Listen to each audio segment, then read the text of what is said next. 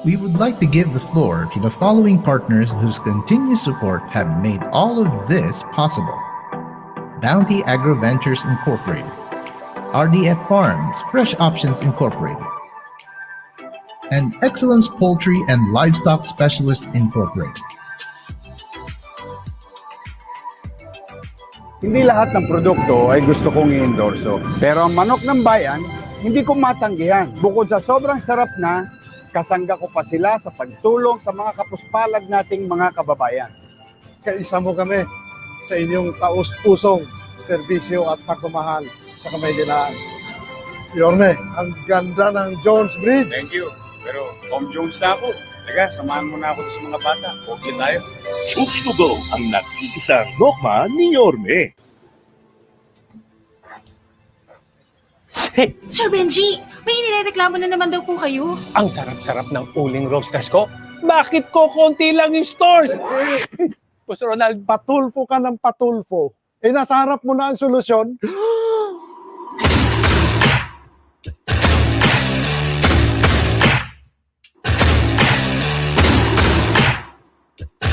Buksan mo manok mo. Masarap ang uling roasters. salamat na marami, sir. Sakalan niyo ba ay Tama na, hindi tayo close. Dahil sa buhay, kailangan mo ng kasangga. Uling Roasters, sumobra sa sarap. Pasensya na. From Kiamba, Sarangani Province, the #1 pound for pound fighter in the world, 8th Division World Boxing Champion, the fighting pride of the Philippines, Manny Pacman Pacquiao. At ang nag-iisang manok ng bayan, 100% ang sarap, 100% healthy, 0% antibiotics. Mani, anong sasabi mo? Baka na yan! Ito ang nag-iisang manok ko. Chokes to go, ang nag-iisang MP, manok ni Pacman.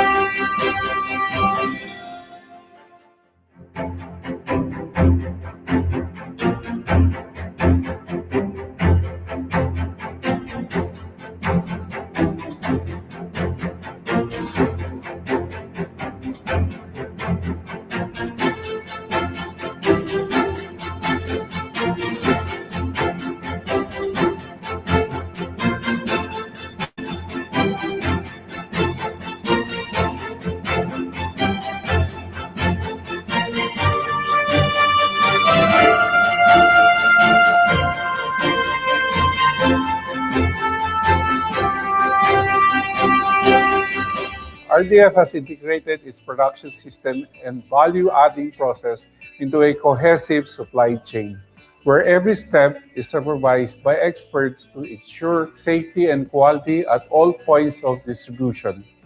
Because of this, we guarantee our customers that all our meat at the meat shops and restaurants are fresh and safe.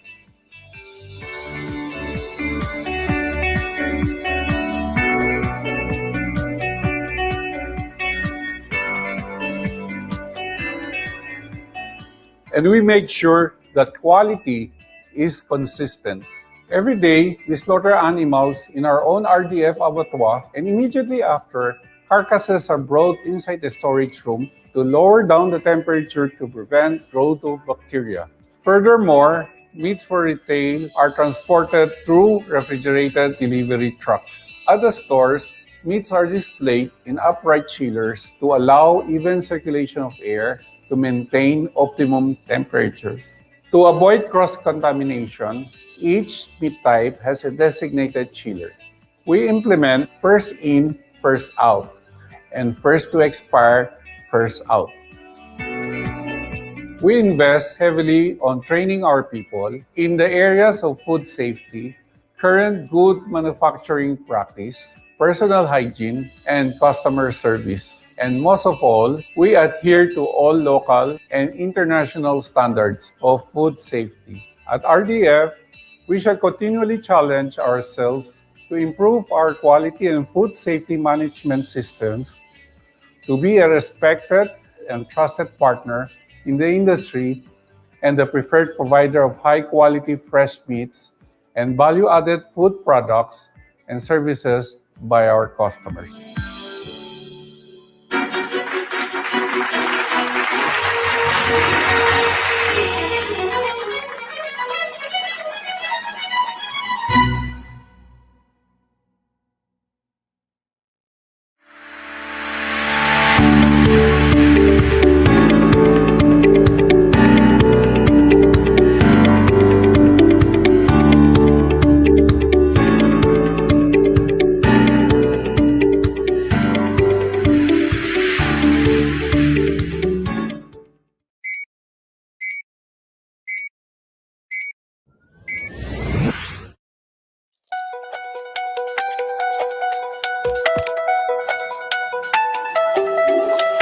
We are Pet Options, and we care for them all, big and small.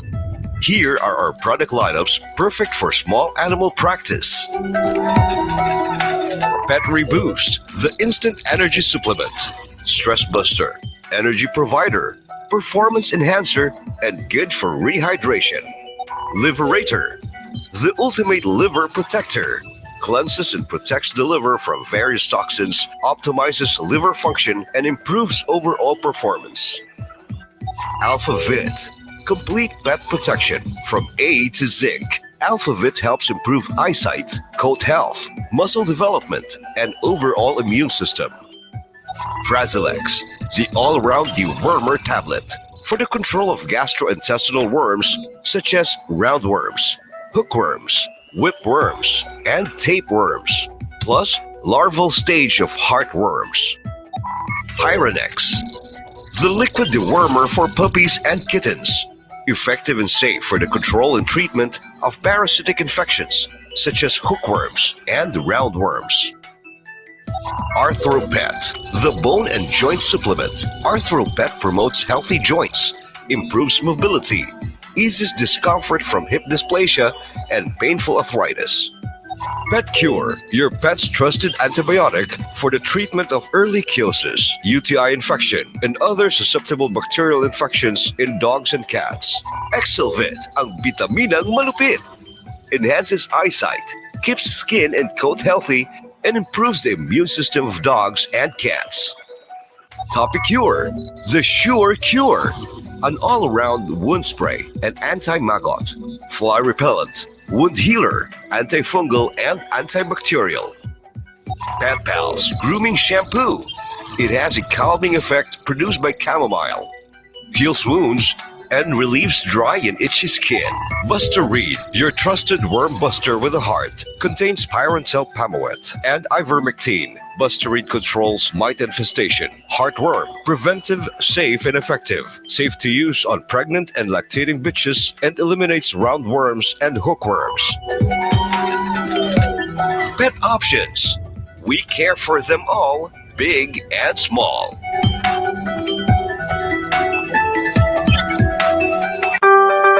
Well, actually, ang Excellence Poultry and Livestock Specialist ay nagsimula sa industriya ng manok-panabong. Nakakita ng opportunity sa industriya na ito na ang mga nagmamanok ay nangangailangan ng mga maayos na gamot na upang makatulong sa pagpapadami ng kanilang manok-panabong. Nakita natin ang opportunity na kung tayo ay magdi-develop ng ibang gamot, no, sa ibang klase ng hayop, ay madali natin itong maipamamahagi sa mga nag-aalaga ng iba't ibang hayop. Ipinapakilala ang pinakabagong dibisyon ng Excellence Poultry and Livestock Specialist, ang Pork Champ. para sa malusog at mahusay na paghahayupan. King Purga, Late, di uubra, para puksain ang intestinal roundworms, lungworms, and kidney worms ng inyong mga alagang baboy. Sustancy, sustansyang sigurado. Multivitamins para sa mas magandang performance at paglaki ng inyong mga baboy.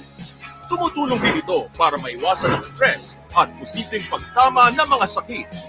Meron itong calcium pantotenate na tumutulong para iwasan ang loose stepping o mas kilala sa hind leg paralysis sa inyong mga alagang baboy.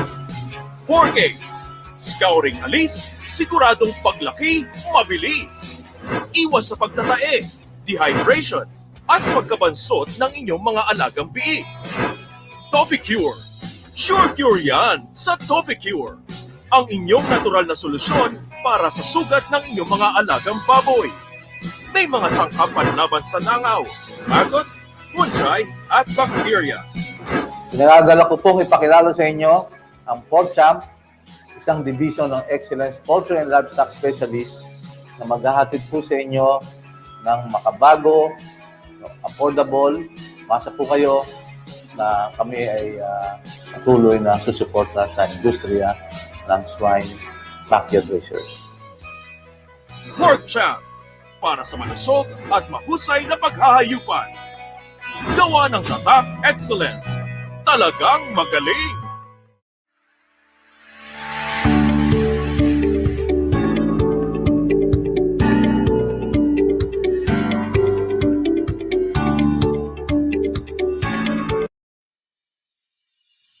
Good afternoon and welcome to the 88th Pvma Annual Convention and Scientific Conference, uplifting the Filipino veterinarian in the new norm. The first plenary session will start in a few minutes.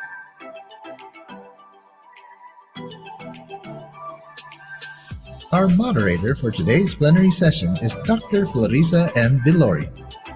She is a doctor of veterinary medicine, graduate of the University of the Philippines, Los Baños, who in 29 years has held key positions in both local and multinational companies such as Univet, now Unico, San Miguel Foods Incorporated, and Mariel Animal Health, and has established networks in animal health in Asia and the Indian subcontinent countries. Dr. Viloria is a recipient of the Pvma Outstanding Veterinarian in Agribusiness Award and UP College of Veterinary Medicine Distinguished Alumnus Award in Private Practice. She is also an independent animal and health business consultant of some known local and multinational companies. Vice President and Fellow of the Philippine College of Veterinary Public Health and Chairman of the Board, Managing Director of Vet Central Lab Philippines Incorporated. Delegates, let us welcome Dr. Florisa M. Viloria.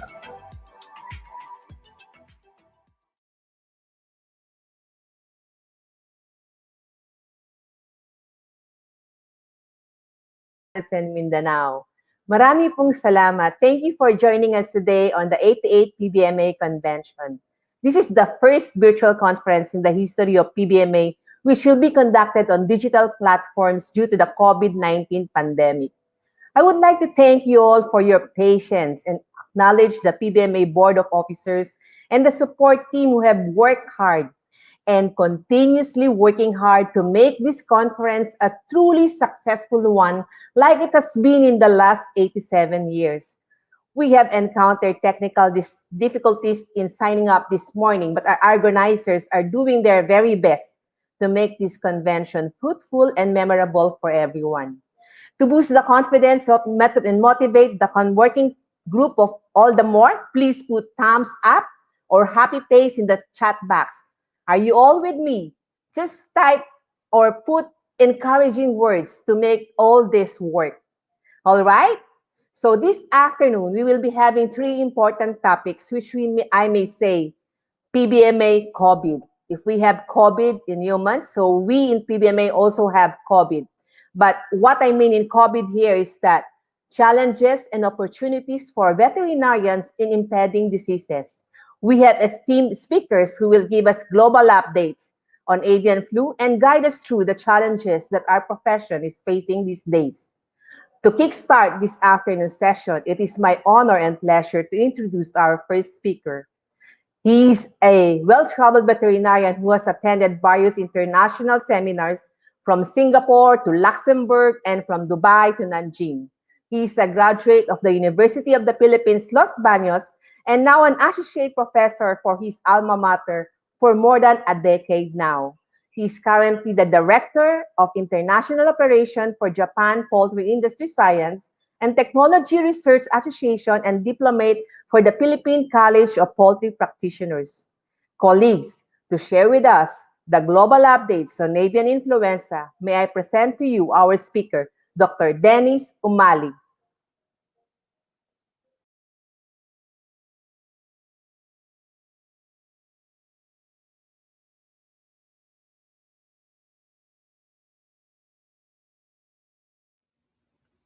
Good day, everyone. On behalf of the UPLB College of Veterinary Medicine, it's an honor and pleasure to be here with you today to give us a short lecture on global updates on avian influenza virus. First and foremost, we would like to congratulate in advance the Pvma officers, especially Dr. Lino, for organizing this wonderful event. To begin with, our lecture outline for today will be as follows. First, we will have a brief overview on avian influenza virus, followed by a short discussion on global updates on HPAI, followed by other notable and emerging AIV threats, and last but not the least, we will be having an open forum.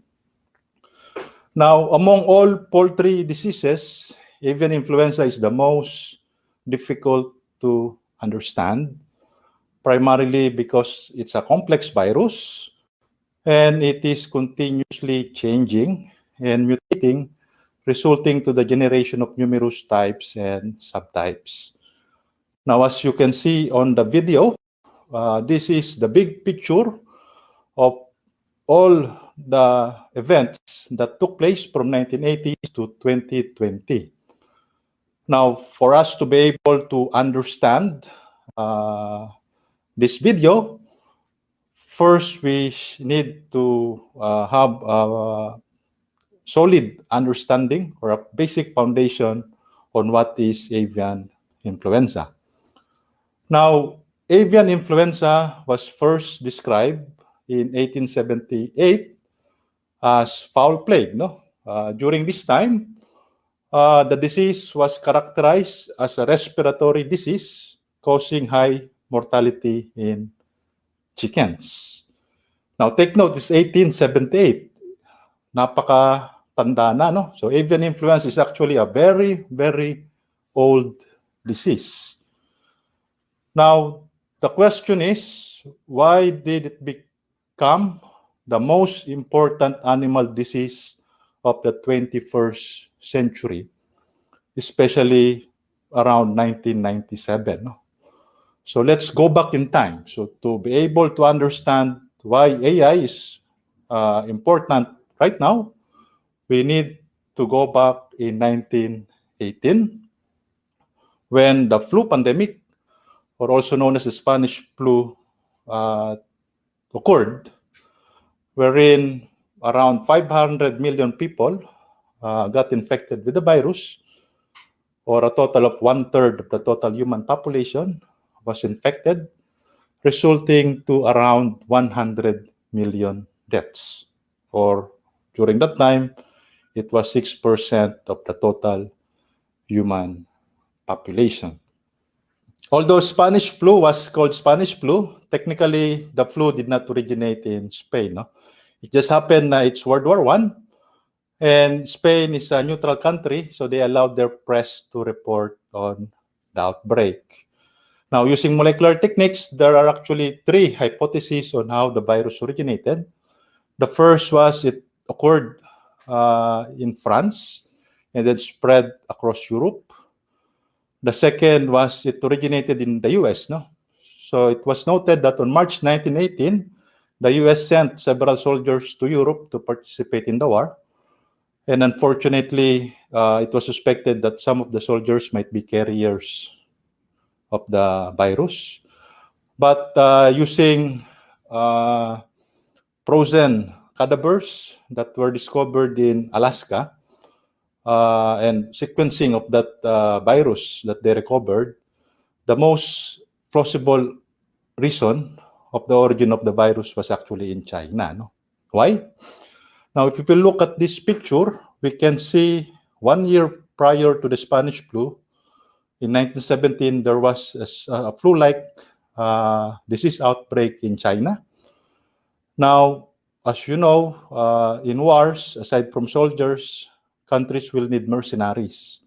So in preparation for the war, they imported a lot of Chinese mercenaries, and it's being suspected that some of the mercenaries might be carriers of the virus. So in short, 100 years ago and until now, no? So the transmission pathway of influenza, especially avian influenza, is still mainly involved ang China. No? So we will discuss that more in detail later. Now, from 1918 to present, there are actually 5 notable flu pandemics: the Spanish flu, Asian flu, Hong Kong flu, Russian flu, and the 2009 flu pandemic. Now, Spanish flu occurred in 1918, resulting 200 million people deaths. Asian flu in 1957 to 1958, around 1.5 million deaths. Hong Kong flu, 1 million deaths. Russian flu, no accurate count because it's the Cold War. And the 2009 flu pandemic resulting to around 18,000 deaths. Now, the mortality rate seems to decrease primarily because vaccination was invented in 1937. Now, if we will look at the diagram below, no? So Spanish flu is an H1N1, Asian flu is an H2N2, Hong Kong flu is H3N2, and Russian flu is H1N1, and 2009 swine flu is an H1N1. Now, using molecular medicine and virus samples, no, from frozen cadavers in Alaska, they were able to obtain complete genome sequences of viruses that were involved in the 1918 swine flu. And interestingly, it was discovered that the Spanish flu was caused by an H1N1 influenza virus that originated from birds, from wild birds that were able to penetrate the species barrier. No? And interestingly, the 1957 Asian influenza was actually the Spanish influenza virus that recombined with another avian influenza virus of the serotype H2N2. And interestingly, the Hong Kong influenza is actually the Asian influenza that recombined with another bird flu virus from the serotype H3. No? And based on this pattern, it was suspected that the next pandemic could be an H3N2 influenza or another human influenza that might recombine with another bird flu virus. That's why experts say that 1918 H1 influenza is the mother of all pandemics. Now, in 1997, there was a significant event that changed the landscape of influenza in poultry and wild birds. In 1996, flu-like outbreak was observed in Guangdong, particularly in a goose farm, no? Resulting to 40% mortality. So they call this virus the Goose Guangdong 196 or the GSGD-like H5N1. And 1 year after, in Hong Kong, cases of H5N1 in chickens were observed. No? So Guangdong is an H5 virus. And in 1997, the H5 of that virus was detected in Hong Kong in chickens. And a couple of months after, H5N1 avian influenza were reported in humans, resulting to 18 influenza cases with 6 deaths or 33% mortality. Now, because of that, experts around the world term H5N1 is the next, or could be the next human pandemic. And it became the poster boy of major news magazine. And again, based on this diagram, no? So all the influenza that were reported or detected in humans belong to H1, H2, and H3. And then suddenly we have an H5 virus. So kung itong H5 na ito will gain the capability to have a human-to-human transmission, then we will have a next human pandemic. That's why from 1997 up to this date, any detection ng H5 is an international animal health concern. So we have to depopulate yung mga affected poultry. Now, let's discuss the epidemiology of avian influenza. So from a single case in 1997, fast forward to the future, so in 2021, these are all the countries where avian influenza were detected. No? Now, if we will dissect this picture, there are actually two events that occurred. So the most obvious ay nag-spread yung virus, no? So geographical spread. But how did it happen? No? Now, it's been common information that wild birds are the normal biological reservoir and biological vectors ng avian influenza. And wild birds, especially the migratory birds, they can travel far distances. No? So every year, they have to migrate to escape the winter period in the northern hemisphere, especially during fall.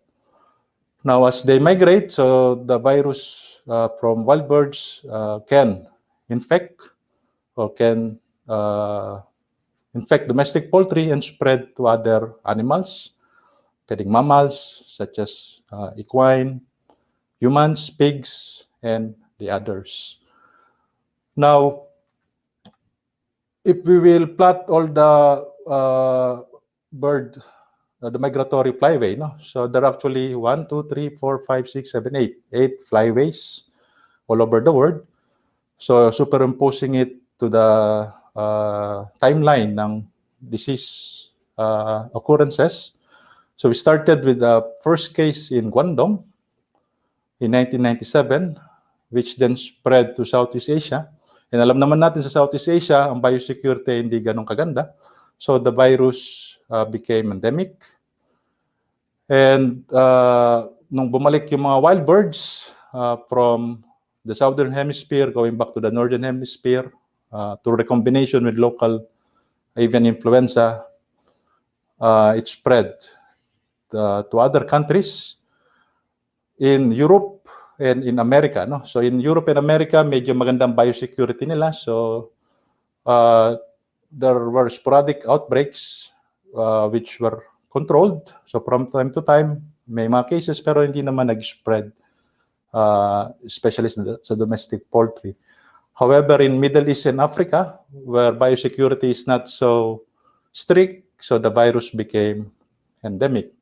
So from a single source, at present, there are 4 endemic areas. No? So these 4 endemic areas are like incubators that are spreading the virus or source of the infection year in, year out. Now, other notable changes. So aside na kumalat yung virus, may pangalawang importanteng nangyari, which is change sa serotype. No? Ano ibig sabihin nito? Now, if we will plot all the cases ng bird flu all over the world from 2005 to 2018, so ganito ang itsura niya. No? But if we will talk about serotypes, we can actually divide this major graph into two phases. No? So HPI outbreaks can be divided into two major phases. No? So we have the before 2012 and after 2013. So let's discuss this more in detail. Now, the same graph, but we will plot the serotypes. So from 2004 to 2010 and 11 and 2012, the main serotype involved in most outbreaks in poultry is actually H5N1. And from 2013 to present, from H5N1, nagkaroon ng H5N2, H5N3, H5N5, H5N6, and H5N8. Anong nakikita natin? No? So from a single H5N1, right now we have a lot of different serotypes. No?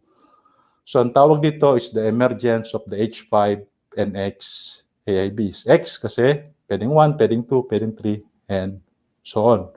So H5NX AIBs, these are also known as the H5N1 hemagglutinin variants, or also known as the clade 2.3.4.4 AIBs. No? So medyo technical, but let's discuss. No? So what are H5N1 hemagglutinin variants? No?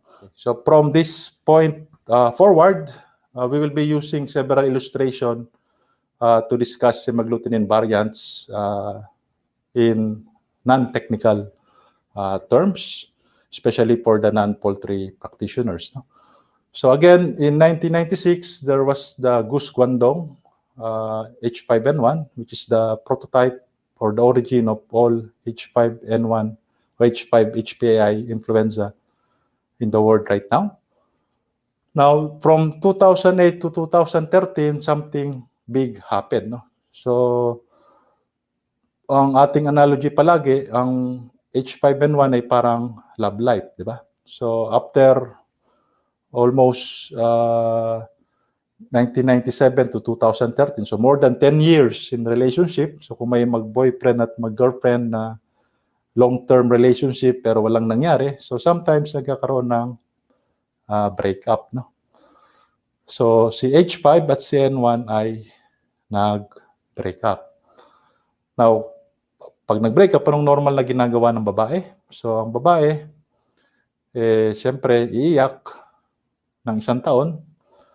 And then, after 1 year, magso-soul searching, finding the meaning of life again, and magpapagupit, and back to normal na ulit yung love life. No? Pero ano naman ang mangyayari sa lalaki? Now, H5 yung boyfriend, si N1 yung girlfriend, no? So, of course, kapag heartbroken si lalaki, so iiyak yan, no? Umiiyak din naman ang mga lalaki, no?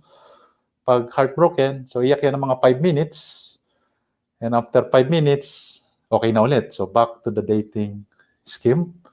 And ganun nga ang nangyari, no? So, in 2014, so sa second phase ng HPAI cases, nakahanap ng bagong kapartner si H5. And let's just call this as NX, no? So H5 NX, so nakahanap siya ng bagong N. And unfortunately, medyo playboy yung lalaki, no? So parang kuneho. So dahil playboy siya, hindi siya nakontento kay NX. So merong H5N2, merong H5N3, may H5N5, may H5N6, H5N8, and of course, the classic na H5N1. Ano ibig sabihin na ito? No? So, yung mga H5 influenza circulating in the world right now, yung H5 nun was actually the original Goose Guangdong 1, 1996.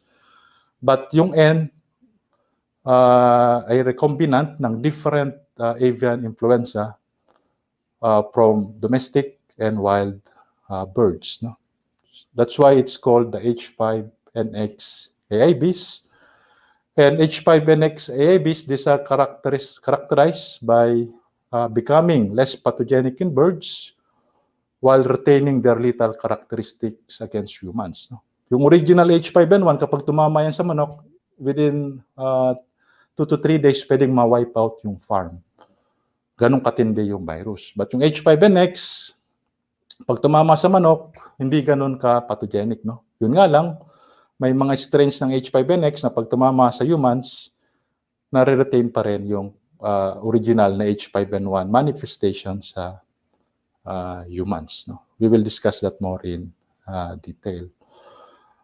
Now, let's proceed sa next part ng ating topic, which is global updates on avian influenza, particularly outbreaks of H5N6 AABs from January to September 2020. Now, these are all the cases that occurred last year, January to September 2020. And if we will break this down, so 67% were H5N8, 11% were H5N6, and the rest are the other H5N6 AIBs. Now, the predominant serotype was H5N8, followed by H5N6. For H5N8, majority of the cases occurred in Europe, both in domestic and wild birds. So there were 342 total outbreaks in 9 months. For the H5N6, the main countries involved were Vietnam, China, and unfortunately last year, so we had H5N6 cases in the Philippines. Now, let's focus on the Philippines. No? So, in 2020 was last year, so we had the first report for the year on March 17 involving quails in Jaén, followed by another case in San Luis, Pampanga in July in layer chicken, and finally in August 10, H5N6 cases in native chickens is Moscow duck in Taytay, Rizal. No? So these were obtained from the avian influenza portal sa OIE. But 3 years prior to that, no? So in 2017, we had our first major outbreak ng H5N6 in July 24 in San Luis, followed by cases in quails, also in Jaén, in chicken layers in August 9, 2017 in Nueva Ecija, and in 11 of November in layer chickens in Cabiao, Nueva Ecija. Now, we will focus on H5N6. No? So, to be able to understand H5N6, we must first review the anatomy ng avian influenza virus. No? So, avian influenza virus, they are quite unique. Kasi if we will look at the genome, no? So, meron this kind of genome arrangement, we call this a segmented genome. Segmented meaning hindi siya linear. So, yung genome niya is divided into 8 segments, PB2, PB1, PA, HA, NPNA, M1, and NS segments. No? Among these segments, ang pinaka-importante, again, for serotyping, no, is yung outer proteins, yung outer genes encoding sa outer proteins, particularly si HA, NC, and A. Now, ang avian influenza, so parang sa tao, may first name at may last name. So the first name is the HA and the last name is the NA. No? So if we will combine all this together, so H5N1, H5N6, and so on, so there are at least 84 serotypes. So ganun karami ang avian influenza serotypes. No? Now, what makes AIBs quite special because of their capacity to do recombination. No? So recombination is and reassortment. These are very much observable sa mga segmented viruses. Ano ibig sabihin nito? So with bird flu, so a single host can be infected with one or more different influenza viruses, and the resulting progeny virus combination, no, ng segments from the parent viruses. No? For example, virus A infected a chicken, which was at the same time infected by virus B. So through chance, pwedeng mag-mix ang kanilang genome, resulting to a completely different progeny virus, na hindi katulad ni virus A and virus B. Now, with molecular medicine, no? So, ganun yung nangyari kay AI, no? So, from 1996 to 2007, so majority ng mutations niya point mutation lang. But from 2008 onwards, majority ng mutations ng AI ay through reassortment. In such a way na from a single virus, yung Goose Guangdong 96 na genotype 0, right now there are several genotypes. No? Pinaka-importante from 2016 onwards is the genotype 2.3.4.4, which we will explain more in detail. Now, what is H5 and 6? Speaking of the Philippine situation, no? Since from 2017 to 2020, majority ng cases natin ay H5 and 6, so let's focus on H5 and 6. Now, to discuss H5 and 6, I'll be using several pictures. So, first picture, picture ng adorable gentleman na ito. So let's just call this original H5N1 or the Goose Guangdong lineage ng virus, no, in 1997. Now I will be using a second picture. Let's just call this H5N2 in the person ng ating Pvma president, no, si Dr. Cora. So Dr. Cora, thank you for accepting my request to use your picture to demonstrate kung ano ang mga recombinations and ano ang effects niya pagdating sa generation ng H5 and 6. No? So what will happen kung ang original H5N1 ay magre-recombine kay H5 and 2?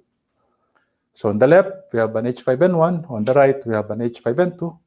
So if this will recombine, so we will have this progenitor virus, no, na recombinant ng H5N1 at ng H5N2. Now, this is the first step, no, sa pag-generate ng H5 and 6. Now, what will happen kung ang progenitor virus na recombinant ng N1 at ng N2 ay will recombine with another bird flu virus in the form ng H6 and 6. And for this picture, we will be using the picture ni Dr. Ronnie, no? So Dr. Ronnie Domingo, salamat po sa permission to use your picture, and we are very much thankful sa inyo, no? Kasi nung nagkaroon ng ND outbreak, AI outbreak, ASF, and now COVID, no? You are at the helm ng BAI, and we appreciate very much the service that you rendered sa veterinary industry, no? So salamat ng marami. Now, so what will happen kung ang progenitor virus ay magre-recombine kay H6 and 6? So we will have this picture, the prototype strain ng H5 and 6. No? So looking at the picture, mukhang napaka-pathogenic ng ating prototype strain. And ang ating prototype strain is actually a triple reassortant virus. No? So H5 and 6 is a triple reassortant virus composed of H5N1, H5N2, and H6 and 6. No? So if we will see, so yung outer genes niya and some ng inner genes niya is actually from H5N1, kaya katawan ko yun nandiyan dyan. Yung other genes ay nanggaling kay N2, especially the inner genes, and the other inner genes ay nanggaling kay H6 and 6. Now, using molecular tools, they were able to trace the source ng original na H5 and 6, and it was discovered that the first case was in 2014 in Laos, in chicken ducks, no? And interestingly, yung chicken ducks sa Laos was actually a chicken na nanggaling sa China. So backyard flock yung sa Laos. So from China, dinala sa Laos, and nag-positive sa Laos, and upon traceback, positive din yung sa China. No? So technically, the H5N6 originated in China, and then the first detected in Laos, and then several cases in China, and in 2017, 2016, these were detected in Korea and Japan, and the rest is history. No? So we detected it in the Philippines in 2017 and in 2020. Now, similar with the original H5N1, there are two notable events pagdating kay H5N6. So, first is the geographic spread, no? And again, yung genotypic distribution, no? So, the geographical spread, we can see it at the graph kung paano siya kumalat sa iba't ibang parte ng mundo. But we will focus on the genotypic distribution. So, ano ibig sabihin yan? So, although H5N6 is the one of the most important AI strain right now, take note na napakaraming genotype ng H5N6. No? Hindi pare-pareho ang H5N6. Now, to explain that in detail, so again, we will be using the prototype strain na H5N6. Now, what will happen kung itong prototype strain ay magre-recombine sa isang AI virus from China, as demonstrated ng picture na to, and another AI virus from Korea, and another AI virus from Japan. No? So kapag nag-recombine si H5N6 sa local na Chinese virus, so we will have another H5N6 na may Chinese genetic materials. If H5N6 na original ay magre-recombine sa Korean strain, so we have a Korean H5N6, and then we will have a Japanese H5N6. Meaning, napakaraming klase ng H5N6. Now, looking at this graph, no? So from China, spread to Laos, back to China, Vietnam, and Japan, Korea, and the rest of Southeast Asia and Europe.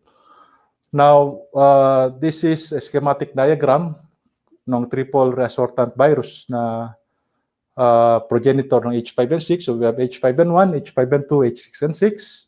Now, through several mutations, recombinations, napakarami ng genotype ng H5N6. So, hindi pare-parehong H5N6, napakarami nila. In fact, right now, China alone, there are at least 34 distinct genotypes, wherein 4 genotypes were reported in humans. And take note na only one genotype ang responsible for human infections. Now, this summarizes the different host range ng H5N6. So it can be detected in humans, in pigs, in cats, in ducks, in chickens, in goose, pigeons, and other migratory birds. And take note, among all the genotypes, isa lang yung pinaka-importante sa humans, yung genotype na may bloodline ni H9N2 and H7N6. No? So, the rest,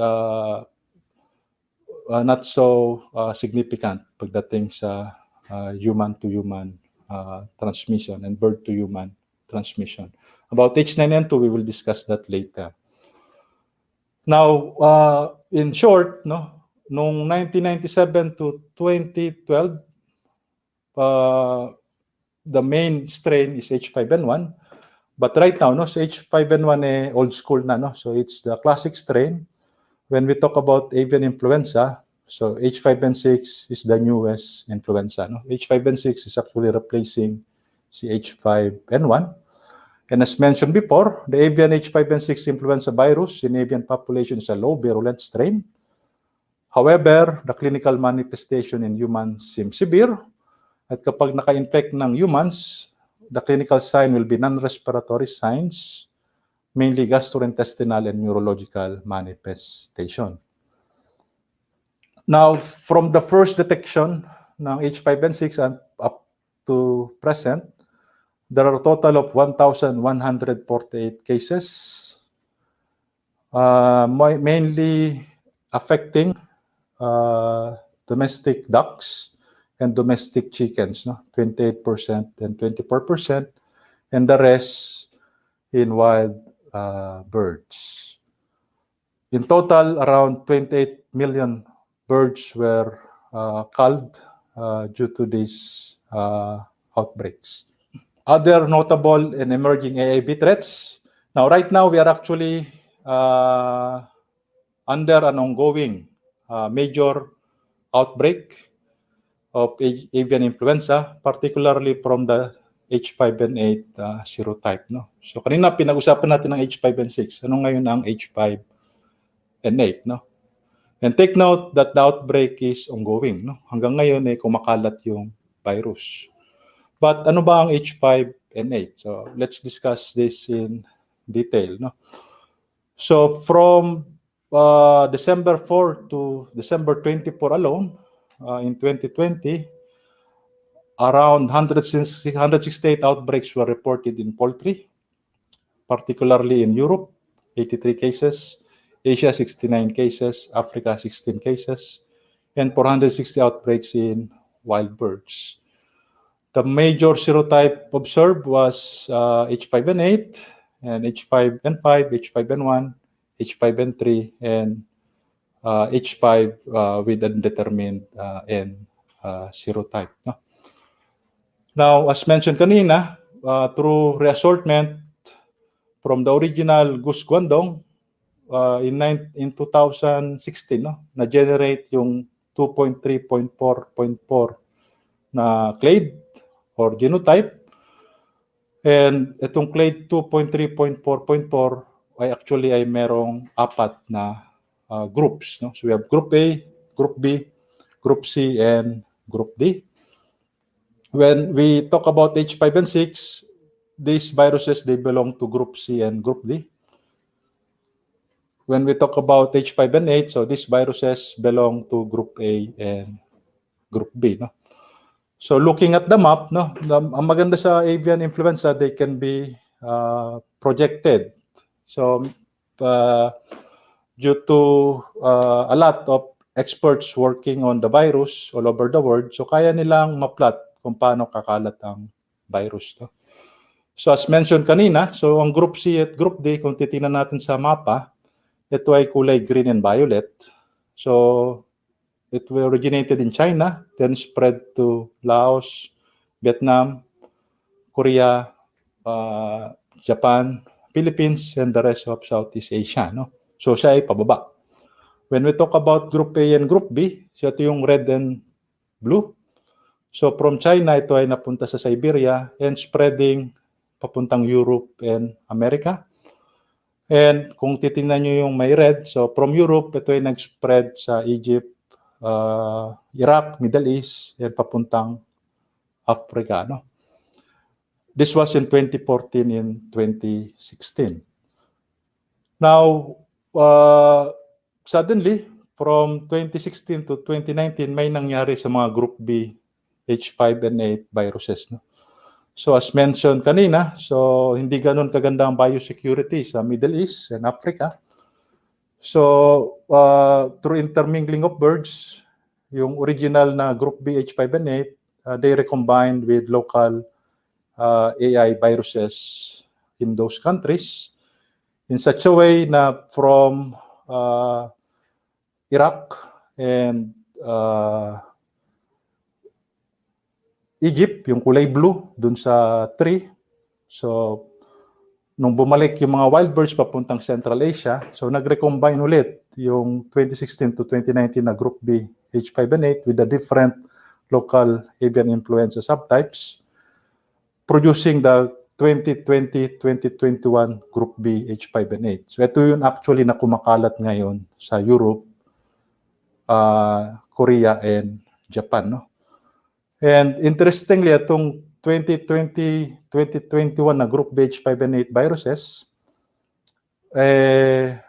nag-mutate further, no? Through further reassortment with other local AIBs, nagkaroon ng different subtypes. So we have the 2020-2021 na Group B H5N8, and some recombined with other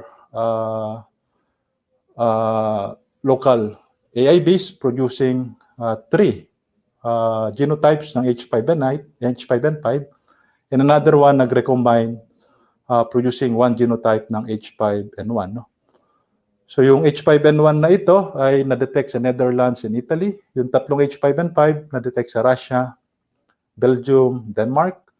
But right now, yung spreading rapidly in Europe and portions ng Asia is itong H5N8 na nasa center na picture, which were observed in Iraq, Russia, Kazakhstan, Belgium, Croatia, Denmark, Germany, Italy, the Netherlands, Poland, Sweden, United Kingdom, Japan, Korea. So now, right now we are having a massive outbreak ng H5N8. But to give you a background, no? So let's go back in time. No? The last time na nagkaroon ng similar event in the world was in 2016 to 2017.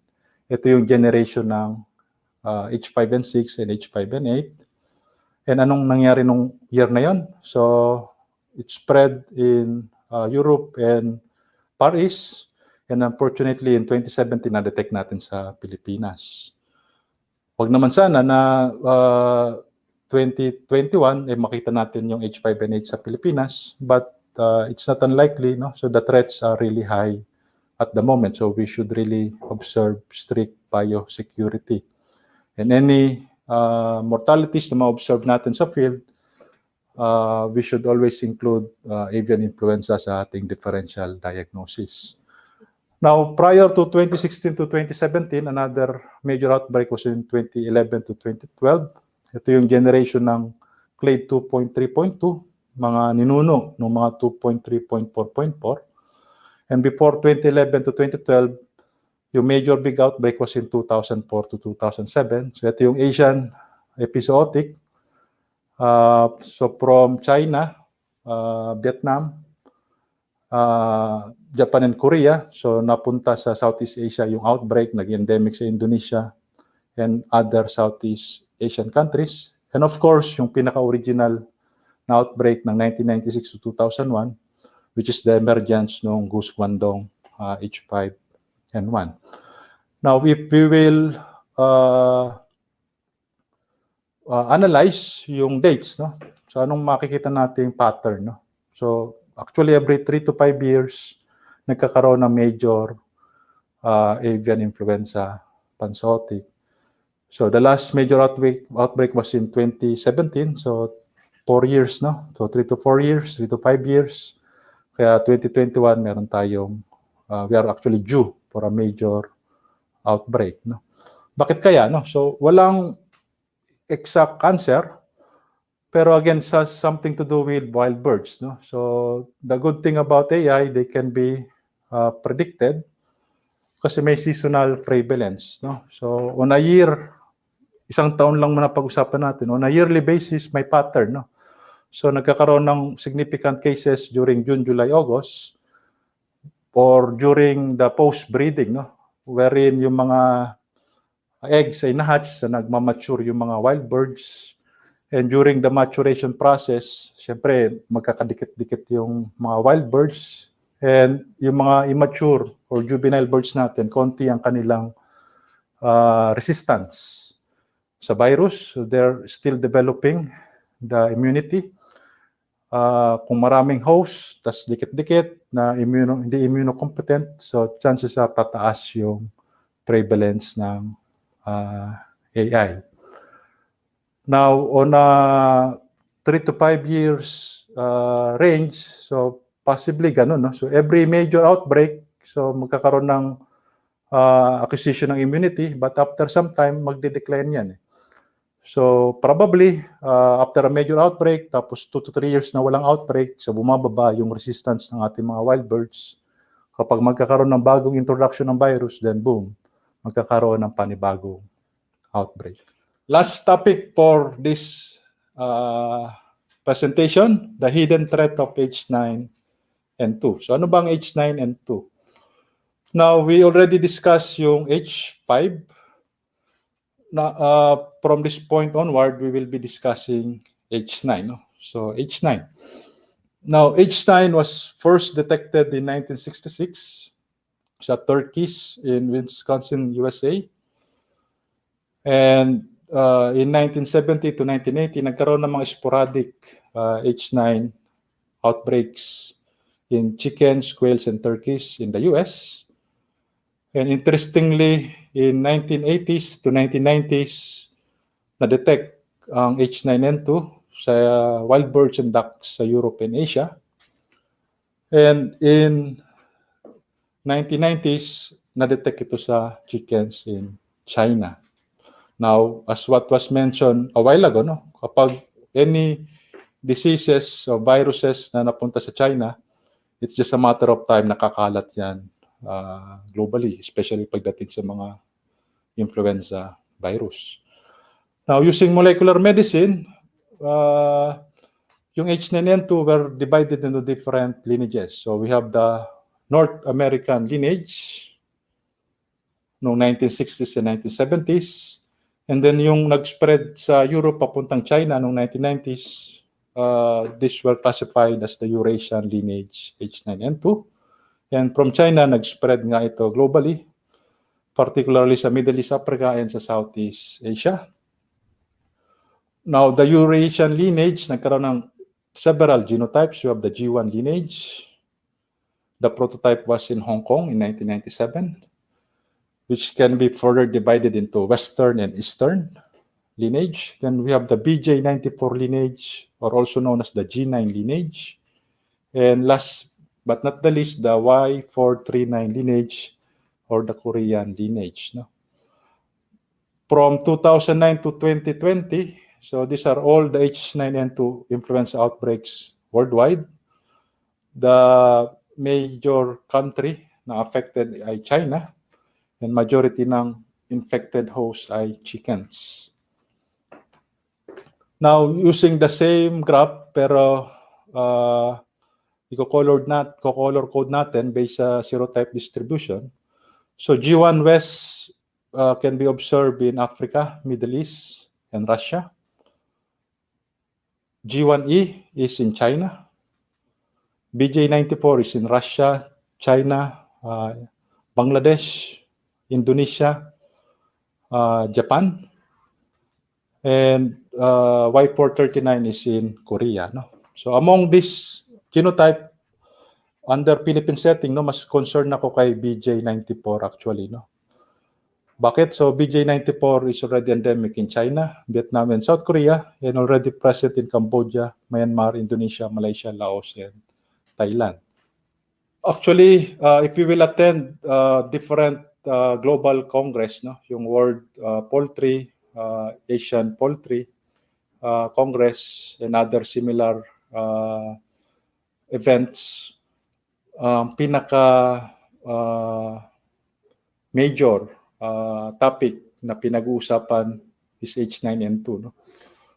As compared kay H5N6, H5N1, H7, of course, these are important viruses, but on the point of view ng farmer and poultry health on regular or day-to-day farm operations, napakalaking impact ng H9N2.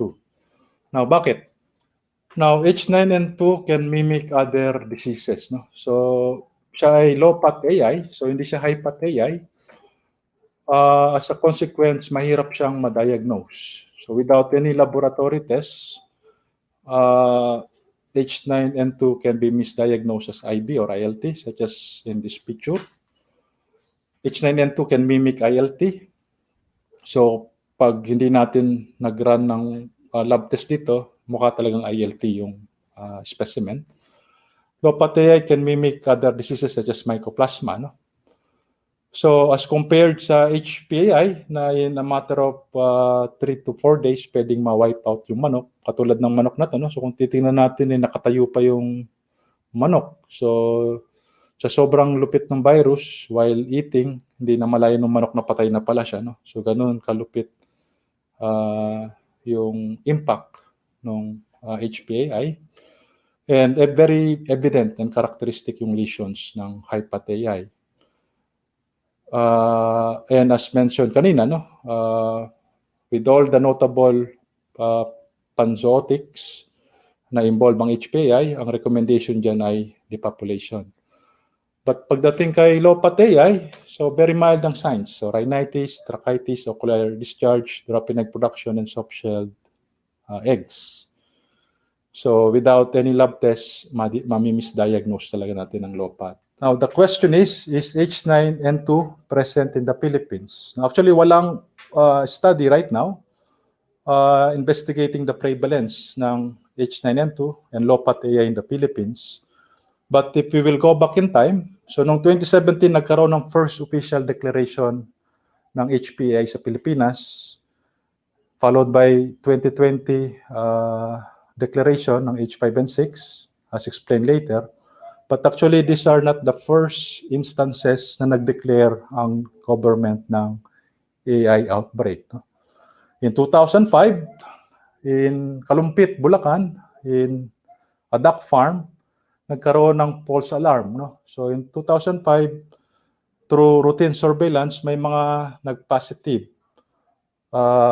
sa diagnostic tests wherein nag-press conference si Secretariat and they declared an outbreak in the Philippines involving H5N1. No? It's not yet clear if it is the H5N1 strain which has killed more than 50 people across Asia since 2013, kung mababasa natin sa news.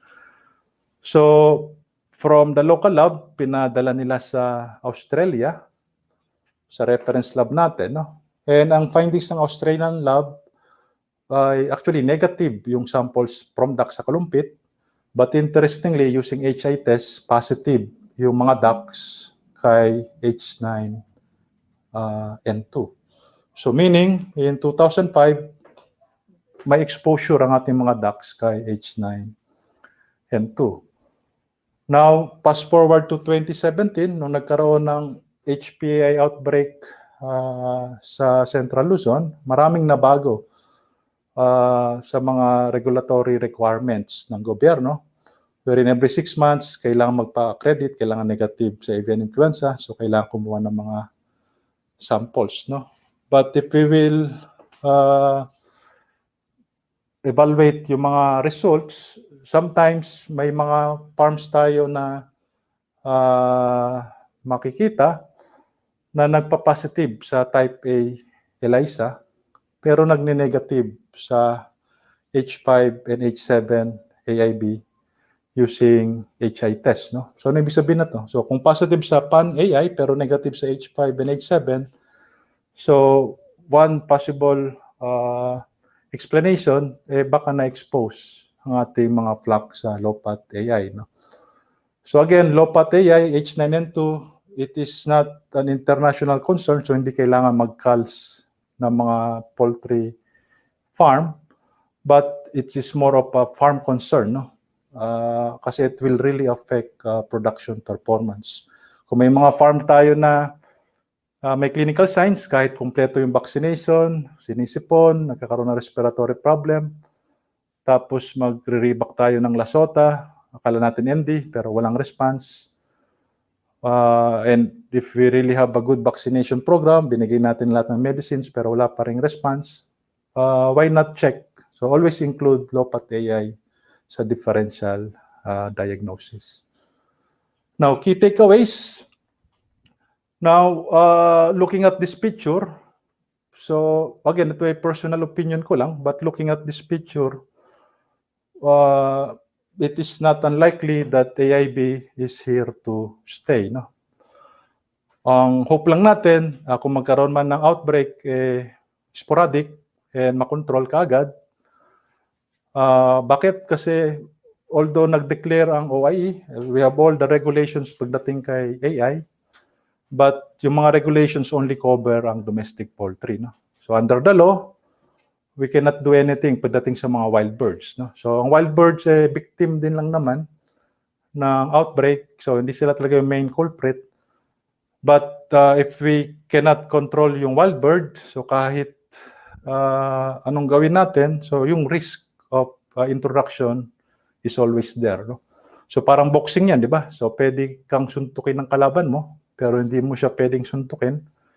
So after 12 rounds, sino mananalo, no? So in short, always include avian influenza sa ating differential diagnosis. So thank you for listening, and if you have any questions, just let me know anytime.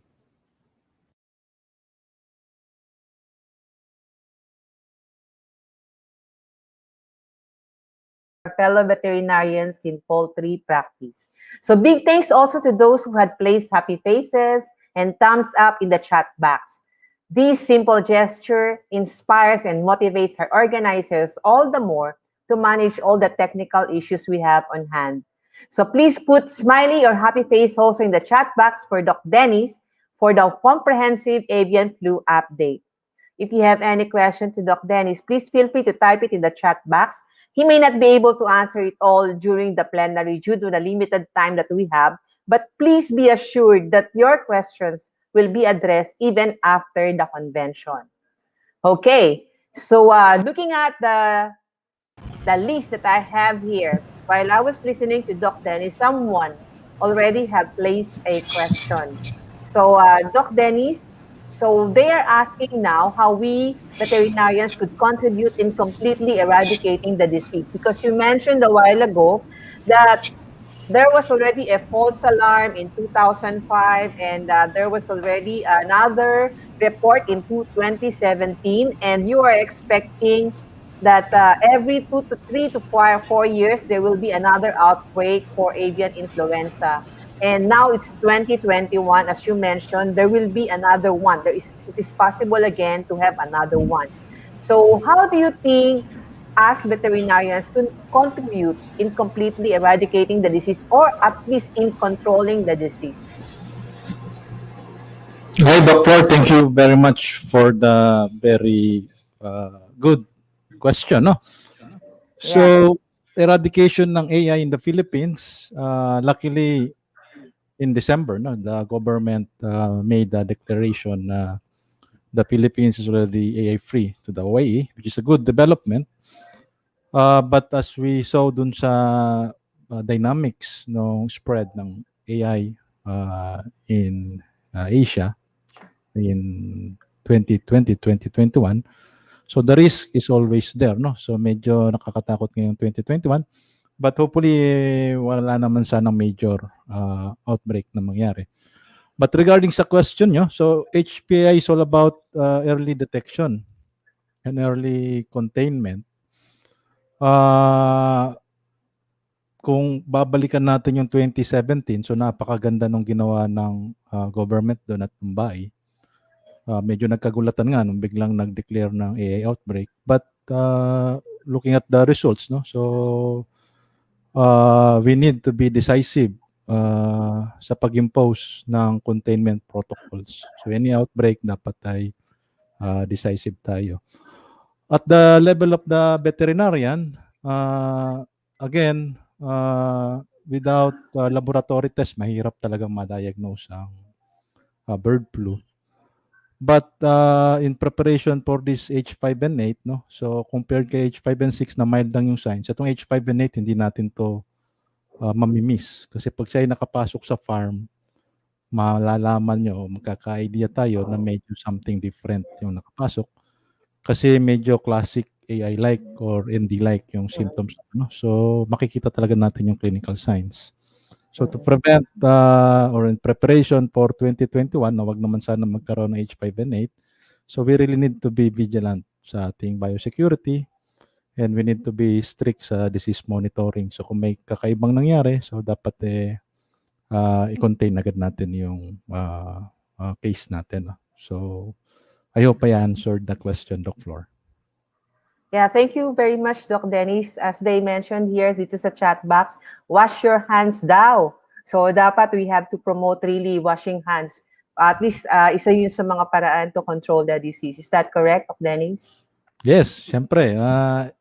Not only human diseases, no? So sa poultry, especially breeder operations and big operations, di lang wash your hands, kailangan maligo.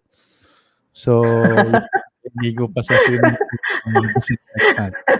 Walang swimming pool, sprayan pa ng disinfectant na spray, no? Makakarami tayo ng ligo niyan, Dok. Oo nga. Ako nagpunta sa Pag-uwi, pag-alis. mga vet daw, poultry vet at swine vet ay pinakamababangong tao sa buong mundo. Kasi kung maligo yan Oo, bango. ilang beses maligo. Okay, Doc, meron ka rin na-mention kanina. You mentioned about BJ94, which is now endemic in different countries in Asia. So, what do you think about this BJ94? Will it be present in the Philippines? Are you expecting this also in the Philippines? As mentioned sa lecture kanina, so walang research right now na ongoing to detect or to monitor itong BJ94. But personally, as a poultry practitioner, no, so laging nasa radar ko yung low-fat AI. So as suggested nga kanina, any respiratory signs sa manok always include low-fat AI sa ating differential diagnosis. Ang problem kasi sa AI may stigma eh. So pag sinabing AI Tama. natatakot yung mga farmers. But again, for low-fat AI, this is not an international concern. So hindi dapat matakot. Walang regulation na kapag nakadetect ng low-fat AI, may kailangan mag-cal.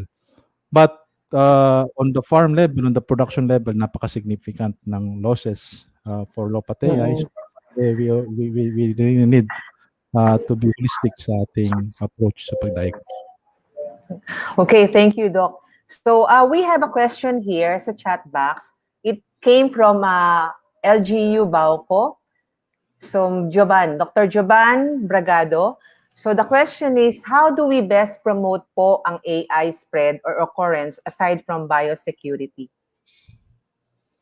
Hi, Doc Joban. Happy Chinese New Year. No? So very good question. Happy Valentine's. So aside, of course, biosecurity, napakaraming aspeto niya. No? So kung baga Pareto principle, 20%, 80% rule, ingat palagi sa wild birds. So if nakikita nyo sa facility, so make ways na wag magmingle ang ating wild birds sa ating farm.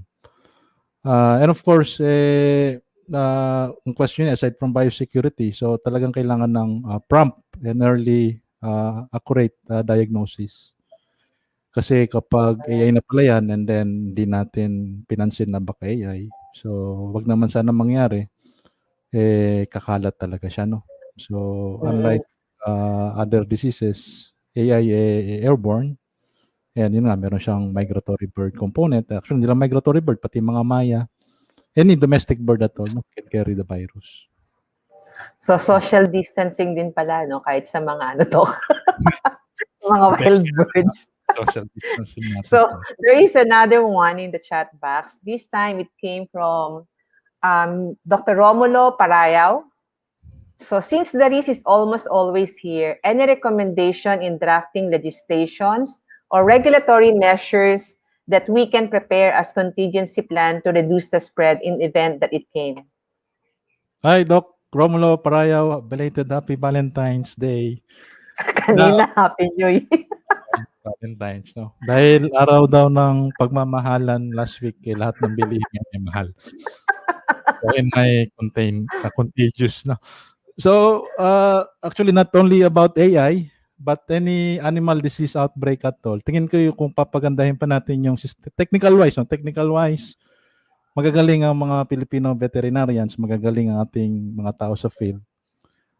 Unfortunately, sabihin natin kahit gaano kagaling yung mga vets natin, hindi yung main problem, yun ang pumipigil sa pag-solve ng problema is actually babalik tayo sa constitution yan eh. So, hindi centralized ang ating regulation. So, all the local government ay may kanya-kanyang batas. And I think ayun yung major stumbling block. So, pag pumunta ka sa Batangas, ito yung rules. Kapag pumunta ka sa Bulacan, ito yung rules. Pagdating sa pag-control ng sakit. So, kung papagandahin natin yung sistema, dapat talaga i-centralize ang disease control. In that way, kasi ang tanong regulation. No? So, I think the most fundamental way to prevent or control any disease outbreak at all, we have to have a central command and coordinated response sa animal disease outbreak. Ayun ang aking... Okay. So I hope Doc Dennis was able to answer your question. So now let's proceed to the next question, Doc. So this time it came from Dr. Jomarte Magcalas.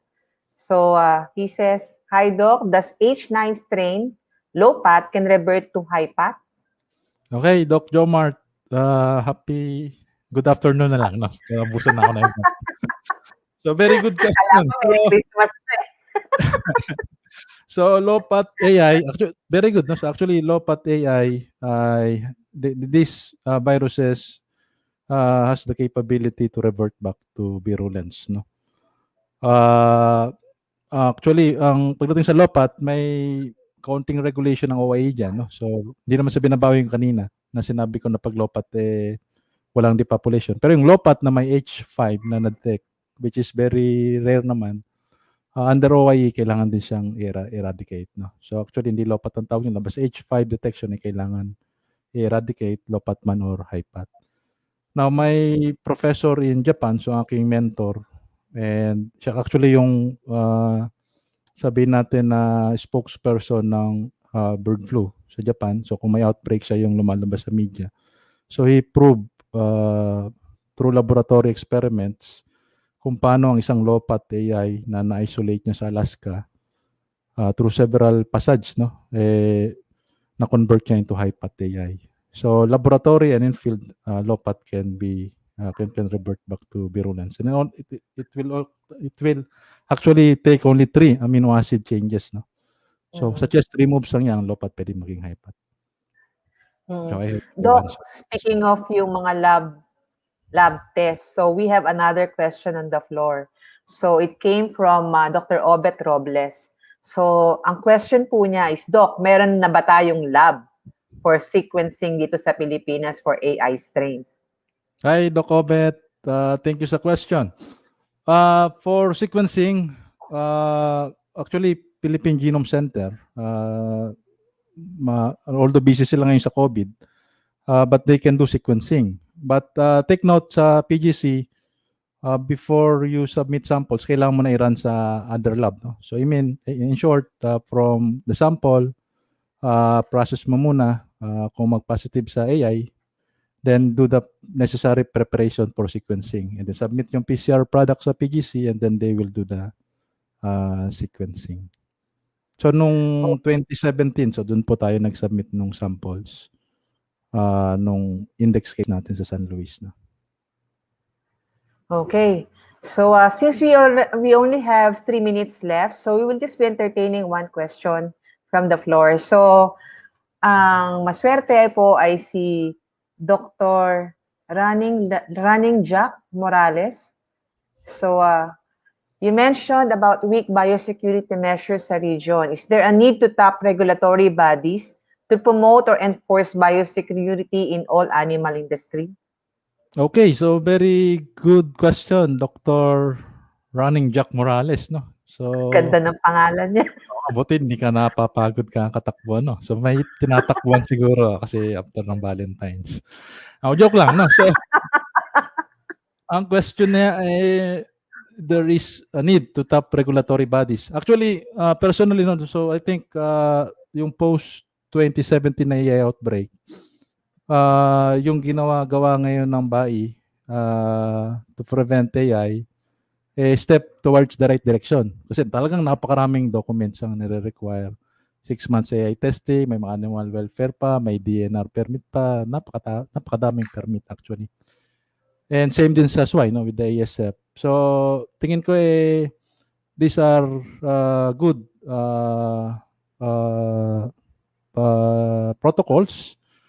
Ang nagiging problema lang magkakaiba bawat opisina. Kung anong sinabi ng isa, iba yung sinasabi ng isa. So I think we are still a developing country. So marami pa namang headroom for improvement. Yun yung isang nakikita kong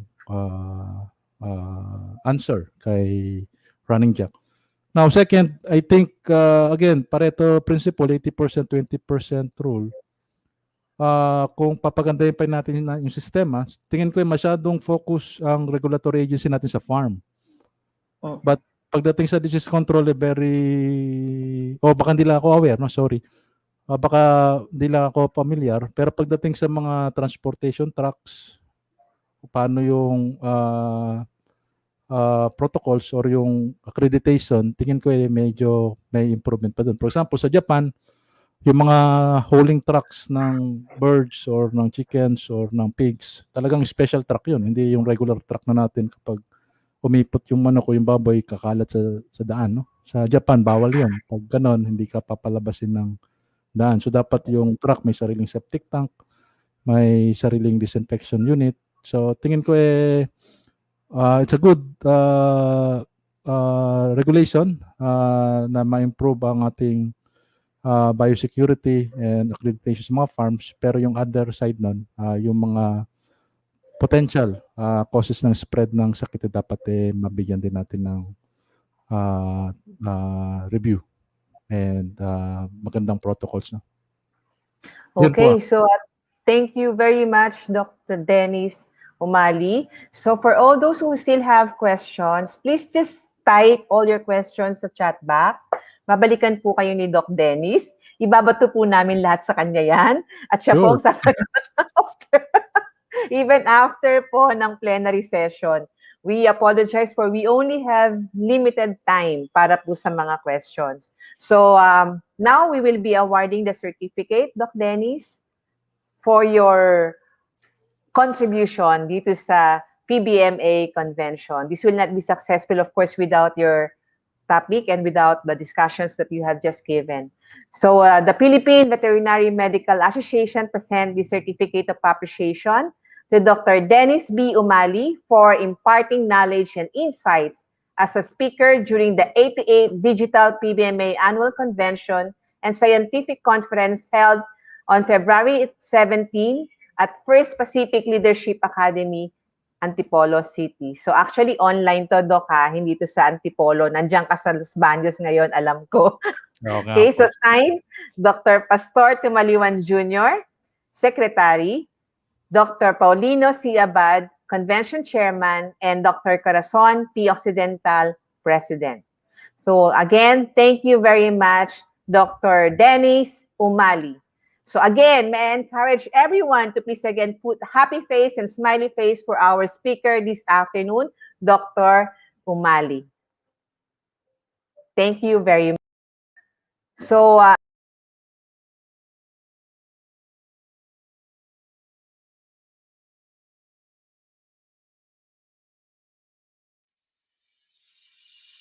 we would like to give the floor to the following partners whose continuous support have made all of this possible.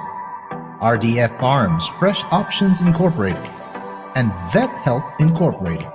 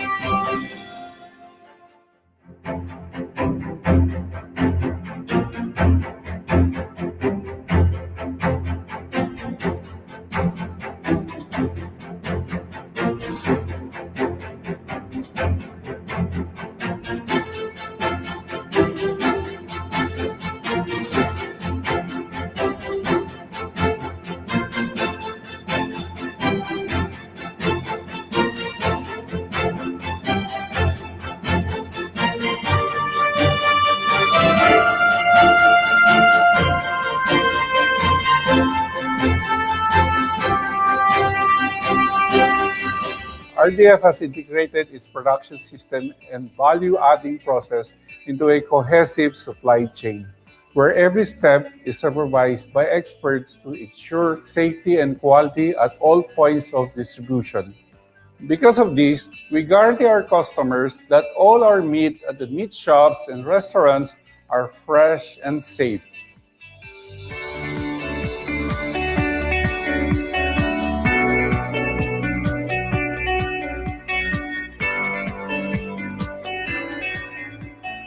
And we make sure that quality is consistent. Every day, we slaughter animals in our own RDF abattoir, and immediately after, carcasses are brought inside the storage room to lower down the temperature to prevent growth of bacteria. Furthermore, meats for retail are transported through refrigerated delivery trucks. At the stores, meats are displayed in upright chillers to allow even circulation of air to maintain optimum temperature. To avoid cross-contamination, each meat type has a designated chiller. We implement first in, first out, and first to expire, first out. We invest heavily on training our people in the areas of food safety, current good manufacturing practice, personal hygiene, and customer service. And most of all, we adhere to all local and international standards of food safety. At RDF, we shall continually challenge ourselves to improve our quality and food safety management systems, to be a respected and trusted partner in the industry and the preferred provider of high-quality fresh meats and value-added food products and services by our customers.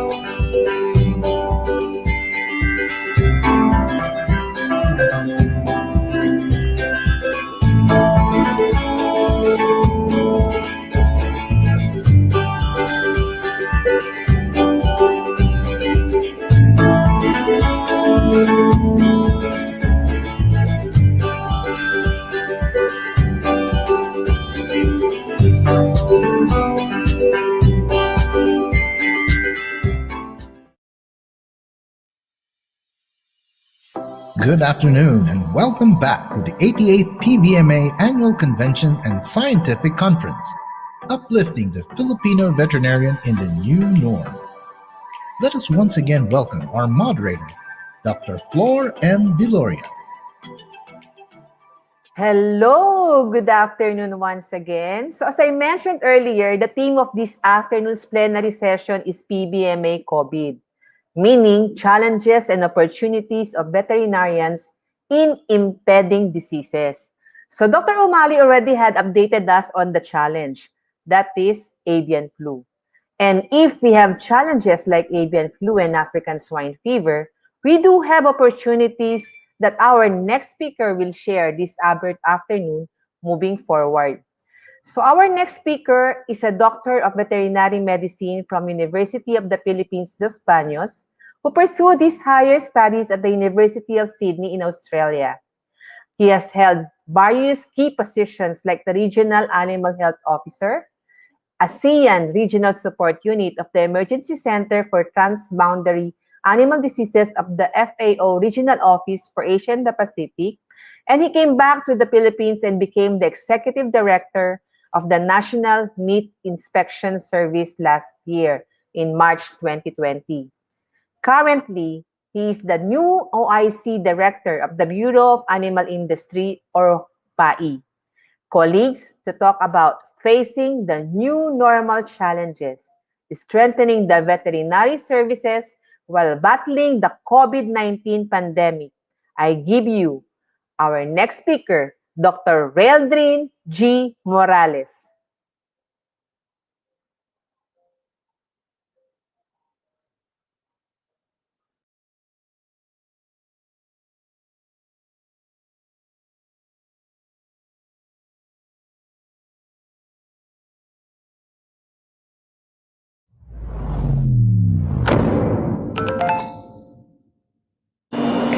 Isang pinagpalang araw po sa ating lahat.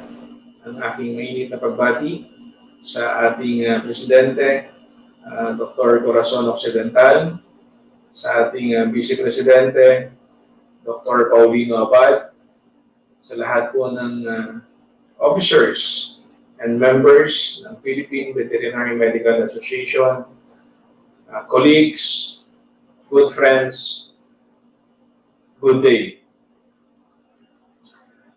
Today, I will be making a presentation entitled Facing the New Normal Challenges, Strengthening the Veterinary Services whilst Battling the COVID-19 Pandemic. Basically, we know that the World Organization for Animal Health, or OIE, defined veterinary services as above all a working community which in every country of the world protects the health and welfare of animals. It is a global public good, safeguarding public health, minimizing transboundary animal diseases, facilitating safe trade, thereby ensuring food security, promoting animal production, alleviating poverty, conserving species, and defending animal welfare. We are all involved in the veterinary services as an association. Technically, the country's veterinary services is composed of public service veterinarians, those self-employed and salaried veterinarians who practices in private sectors working in different fields of expertise. It also includes all other categories of public service personnel who support the work of the veterinarians. For the purpose of this presentation, I'll be presenting some of the main challenges of the veterinary services that I see. Primarily, it is composed of the number one, old and outdated laws. The regulatory infrastructure has been badly overtaken by the development of the sector being regulated. Our laws are just so outdated that some of the regulatory oversight that the Bureau of Animal Industry has to do has been delegated to other agencies, which most of our colleagues in the sector, in the industry, thinks will not be best served. Secondly, the resource imbalance. The infrastructure support necessary for veterinary regulator or program implementers are lacking. This would include both institutional and human resource. The budget of the livestock sector is number 3, and it also contributes to the resource imbalance. The contribution of the livestock and poultry sector to the industry is not returned properly, or the budget that we have is not commensurate to our contribution to the total agriculture economy. And then, lastly, the lack of direct line of authority from the Bureau of Animal Industry to the local government veterinary units is not present. It is a big challenge. We cannot reverse this, but we can do things to address it. But basically, this challenge is very significant in implementing our activities at the national level. And then, of course, aside from these institutional problems, so to say, we have the natural disasters. In 2020 alone, we have the perfect storm for the animal industry. We have the Taal eruption. In 2019, No? Cascading towards 2020, we have the African swine fever. This was further compounded by the COVID-19 pandemic, the avian influenza H5N6 outbreak in March of 2020, and of course, typhoons Ulysses and Vicky towards the end of this year has already also contributed a lot of damage to the industry. Taal eruption, we're looking at about 3.06 billion damages affecting more than 15,000 hectares of land, affecting almost 2,000 heads of animals. The African swine fever outbreak in 2019, we are still feeling the impact of ASF in the country today. The industry is still reeling from ASF. And the ASF is a clear and present danger to our pork supply and has been recently reported in Visayas, in the three areas of Visayas, and last year it has already took its footing in Mindanao. To date, almost 500,000 heads of pigs from the backyard sector or the smallhold sector were already culled. The disease has affected 12 regions, comprised of 38 provinces, which in return is comprised of about 450 municipalities and cities. The problem of ASF was further compounded by COVID-19 pandemic. Meat consumption in ASEAN is thought to have decreased by more than 5%. The ASF spread in 2019 alone led to contraction in ASEAN's production by 2 to 3%. And of course, we know for a fact that this contraction was further exacerbated by the COVID-19 related measures.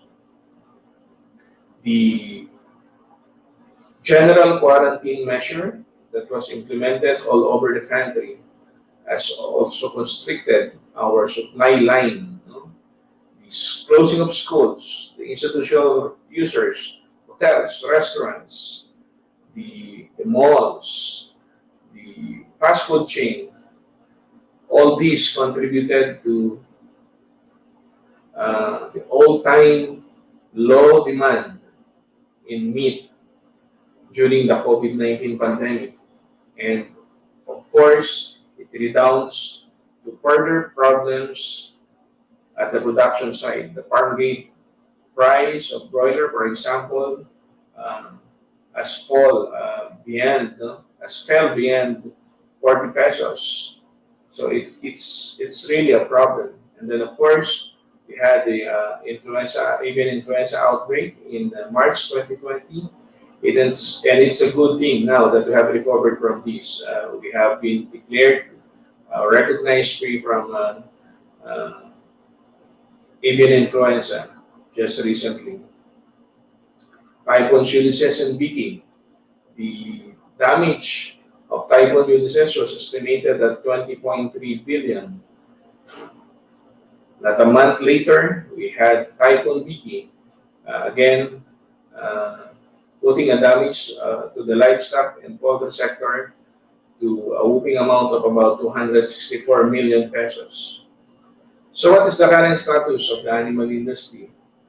I know for a fact that as veterinarians, we are all familiar with the status of our industry. I have here a slide on the performance of hog and chicken from 2018 to 2020. But let us focus more on 2019. Kung makikita po natin, ang volume of production ng broiler has its lows and highs in 2019. Pero hindi naman po ganun kalayo yung pagbaba at pagtaas. No? And similarly, with the chicken egg, it's almost on a plateau during these times. But for 2019, no? And also the high performance. But in the third quarter, we all know that the consumer demand for pork fell because of consumers' care for ASF. When we did recover the confidence of the consumer in 2020, towards at the start of fourth quarter of 2019, we have seen a steady decline in production of pork. This is because of a number of reasons that we all know. One is the direct impact of ASF on our production inventory, no? On our production side. Marami po ang tinamaan, lalo na dun sa densest regions that produces, in terms of producing hogs, in Central Luzon, in Southern Luzon, and in Northern Luzon. And of course, kasama na dito yung pag-igil po, no? Pag-control ng ibang farmers or ng maraming farmers, I mean, sa pag-produce ng hogs because of fear of African swine fever. And we can see on the performance of the broiler, bagamat may ups and downs, ito naman ay hindi masyado naglalayo during the 2019 period. But we can see during the first quarter, towards the end of first quarter actually, because of the COVID-19 pandemic, the poultry sector was badly hit. No?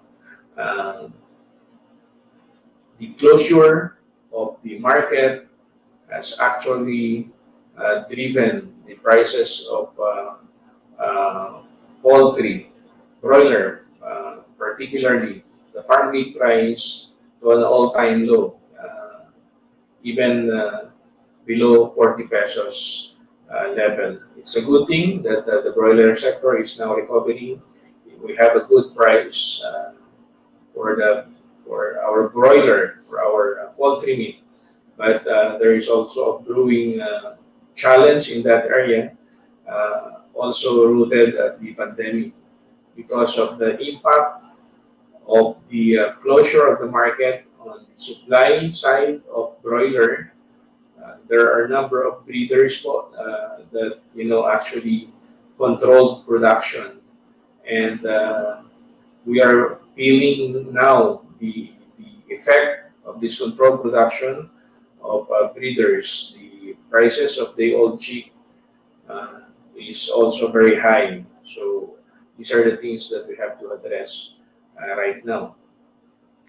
Again, here are the slides on the performance of other agriculture commodities. Later on, I will be discussing more about this. The swine inventory.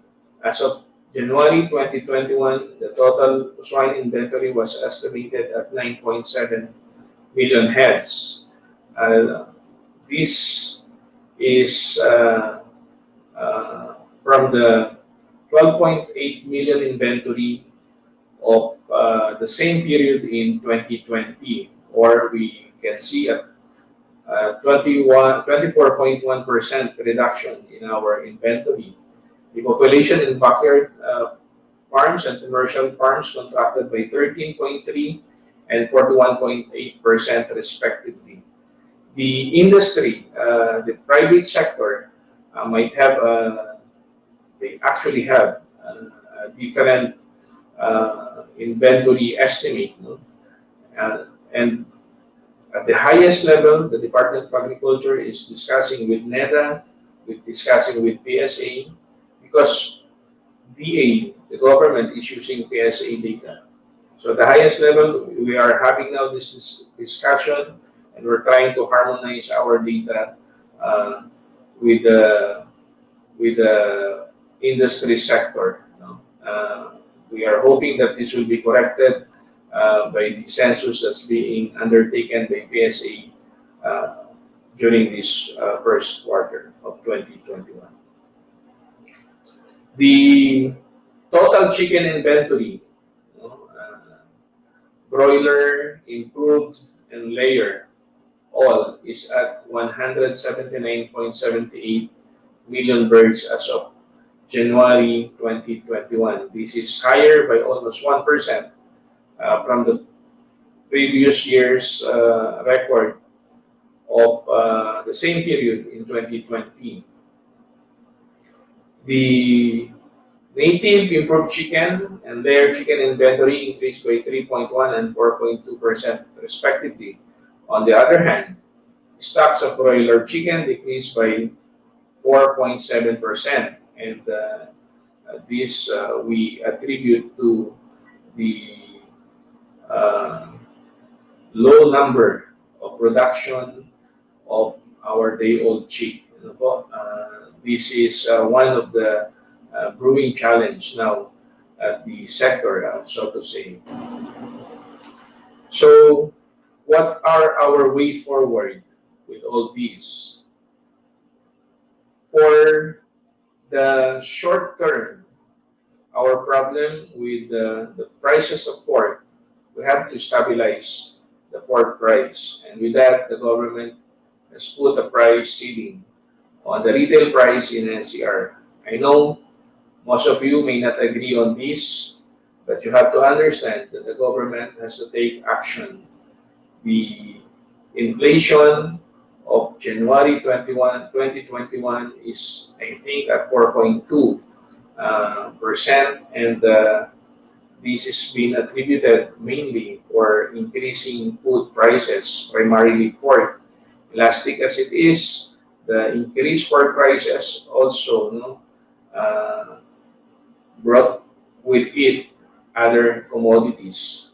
So we have to stabilize the prices of pork. The government is doing everything, even subsidizing transportation and logistics of bringing in hogs, not only from Visayas and Mindanao, but even in Luzon to Metro Manila and other high-dense areas.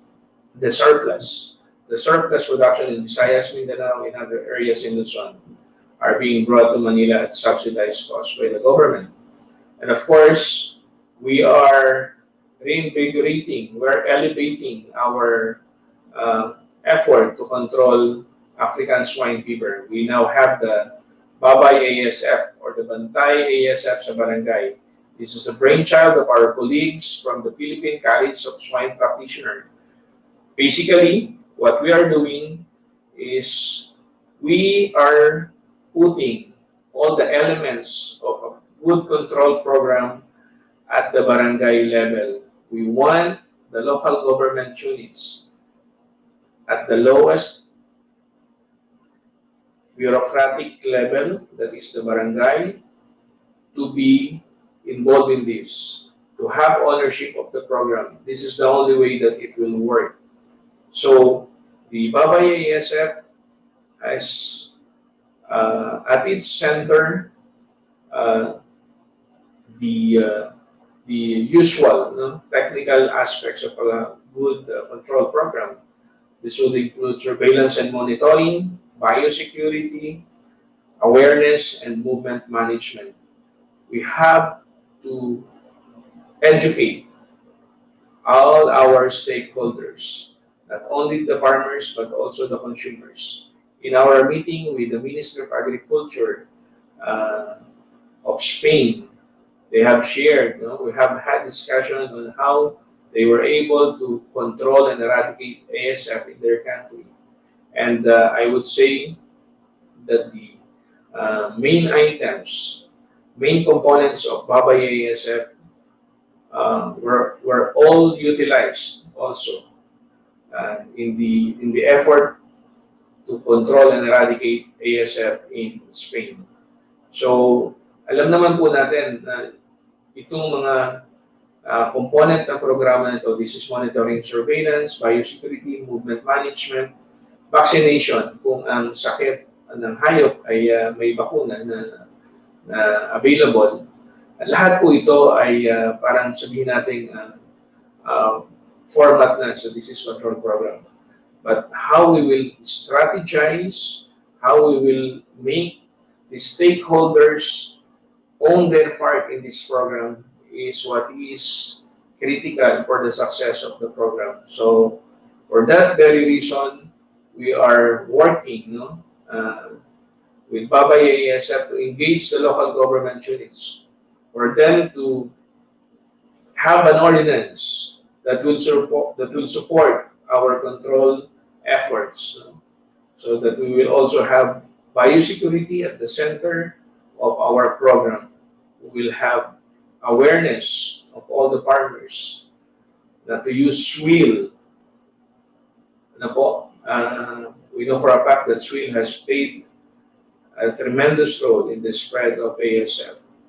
And even the consumers, ano ba ang kanilang kontribusyon? Bakit hindi maganda na magpasalubong ng longganisa galing sa Cabanatuan City papunta sa Visayas? Ano ba ang threat nito? That all these small things contribute to the bigger picture when it comes to the spread of ASF. So awareness or education of our stakeholders is very critical. So Babay ASF has two main agenda. So we can say sub-parts. One is controlling ASF in the previously infected areas or in the infected areas, and then preventing ASF from coming in the free zone. So technically, that will be prevention and control. And then the other main component would be recovery of the previously infected areas, repopulation of these areas. We have to repopulate. Repopulation is a must. It's a long-term solution to stabilize supply. We will import pork to augment the current low supply in the market. But it is a short-term solution. The government is not looking at it as a long-term solution for the problem. The Department of Agriculture, Secretary William Dar, has already announced that the Department of Agriculture is looking to increase the MAP allocation to about 400,000 metric tons. So what are the ways forward that we're looking at on all these challenges that we have? Number one, of course, we have a problem with the prices of pork. The inflation for January 2021, I think, is at 4.2%, and this is primarily driven by the high cost of food items, primarily pork, which also affected other food items. So the immediate response, of course, in stabilizing the prices of pork is putting a price ceiling. And I know most of you are not agreeable on this, but you have to understand that the government has to do something. It is the government's role to try and balance things from the production side, from the demand side, and of course, with the consumers at the center. Needless to say, we have an elevated response to African swine fever problem. We now have the Babay ASF or the Bantay ASF sa barangay. It is a brainchild of our colleagues from the Philippine College of Swine Practitioners. So basically, we always had what we can say the mainstay in any control programs. This is surveillance and monitoring, movement management, vaccination if there are vaccines available to the disease. So these are the mainstays in any good disease control programs. And of course, education or awareness of the stakeholders. But this time, all these things, all the components of a good program will be implemented, will be government units will have a buy-in on this. That the local government units will take ownership, will take its lead role in this campaign. We will request them to pass ordinances at the province, at the municipal, and at the municipal and at the city level. So ordinances that will support, that will give funds to the items or to the activities as regards monitoring and surveillance, animal movement management, and biosecurity. These will be the pillars of the Babay ASF. So we will try to educate all our stakeholders, even the consumers. Bakit hindi tama na magdala ng 1 kilong longganisa, for example, from Cabanatuan City to the Visayas? We were able to actually monitor movements of pigs in bulk by trucks. The movement of pork, frozen and chilled carcasses. But we are not able to monitor these small items, which is equally potent in terms of potential disease spread, as a route of disease spread. The threat of a truck of pigs is as good as the threat of 1 kilo of tainted tocino or tainted longganisa. At ito po yung mahirap na bantayan. Nakikita po natin yung truck na baboy na nagmumove between provinces, yung truck na karne na nakasakay sa mga meat vans. Pero hindi natin nakikita yung mga pasalubong na longganisa, pasalubong na chorizo, pasalubong po na tocino. So, awareness is key to the success of this program. So, Babay ASF will have two main components. We will work on preventing, we will continue to work on preventing the entry of ASF in the remaining 3 areas of the country. We will continue to work in controlling ASF in the infected areas. And at the same time, while doing all this, we will work on recovering the previously infected areas and repopulate these areas. Repopulation is a must. Repopulation is our long-term solution to stabilize the supply and therefore prices of pork in the market. Another one, we will be working with the broiler sector to preempt potential concerns or challenges of the subsector. Umaasa po tayo sa supply ng manok bilang pamalit sa supply ng baboy. Ito po ang ating tinitignan. So hindi natin dapat hayaan na magkaroon tayo ng problema sa supply ng manok. Itlog man ito at karne man ito ng manok. So we will be working closely with these two subsectors to address potential concerns. Number 3, commodity diversification. Nabanggit ko, tinitingnan natin ang manok bilang pamalit sa karne ng baboy. But we will also work with other commodities. The Department of Agriculture, the Bureau of Animal Industry is also gearing up to look at the production of meat-type ducks as one of the possible sources of proteins. So commodity diversification, this is a day-wide strategy to have an alternative protein given that we have a low supply of pork. And then of course, number 4, I would like to really thank our President, Dr. Corazon Occidental, and a lot of other colleagues that I will not enumerate anymore for their tireless work in supporting the drafting and working with Congress for the possible passing of the Animal Health Act.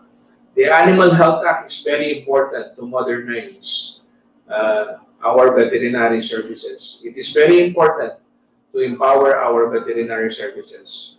And just recently, I have also directed the concerned units at the Bureau of Animal Industry to work in drafting Veterinary Quarantine Act. I know na may nasimula na po dito previously, and we have to work also with this, to strengthen the national animal health programs, and to be able to harmonize the actions of the local government veterinary services with that of the national government level veterinary services, particularly the Bureau of Animal Industry. Yun pong disconnect dun sa ating actions, as we have seen in the implementation of the National Zoning Plan, contributed to the problem actually without blaming anybody. The various issuances of the different local government units of executive orders that are contradictory in essence to the prescription of the National Zoning Plan was actually exploited by those unscrupulous traders in moving pork and pork products from the infected zone to the clean zone, and actually contributed to the spread of African swine fever. So we will try to work with you, colleagues, for the Animal Health Act and the Veterinary Quarantine Act. Number 5, we will develop a viable budget program to support our request for funding by Congress. As mentioned, ang isa pong problema natin ay yung mababang budget ng livestock sector. The contribution of the livestock and poultry sector to the total agriculture economy is not reflected on the budget that we get. Susubukan po natin itong baguhin. The good Secretary William Dar has already directed BI to work on this area. To take this problem that we have with ASF and use it as an opportunity to request more budget to support our actions on the ground. And lastly, development of roadmap for each subsector for medium to long-term programs. Alam po natin na meron ng mga na-develop na mga roadmap, and we're vetting these roadmaps, and we're looking on implementing these roadmaps. These roadmaps will actually be our template of sort. This will guide not only the government but also the private sector on how best to address challenges that will be encountered by the sectors at times. Alam naman po natin, banggit ko kanina, na marami tayong problema na year in, year out ay pabalik-balik, paulit-ulit. And with these roadmaps, the government will be best guided, and the sector will be best guided on how to address these problems on a long-term basis. So magkakaroon po tayo ng roadmap for swine, meron po tayong roadmap for broiler, we have a roadmap for layers, for cattle, etc., and other commodities. So the development of roadmap is actually one of the pillars of the new thinking in agriculture by the good secretary. And we will use these roadmaps to actually try and, modernize our industry. So, ito pong 6 na way forward natin na ito ay patuloy namin isasangguni, patuloy namin hihingi ng tulong sa mga kasamahan sa industriya, at pagtutulong-tulungan po natin na ma-achieve itong mga way forward na ito. Your valuable inputs, your valuable ideas are most welcome at this time. The government alone cannot address all these problems. The Bureau of Animal Industry alone will not be able to address these problems. We might have differences in our ideas, we might have differences in our thinking, and let all these different ideas and thinking be on the table. the diversity of our thoughts, the diversity of our backgrounds, the diversity of our experience. Let this diversity be put on the table, and out of our diversities, we can come up with strong solution to the problem that we have. Under my leadership po, sa Bureau of Animal Industry, I would like to tell you that I will be counting no, on all of you, colleagues and friends, to help me steer the Bureau of Animal Industry, our industry, to the direction that we all want it to be. So maraming salamat po. God bless you. Have a fruitful convention. Thank you very much.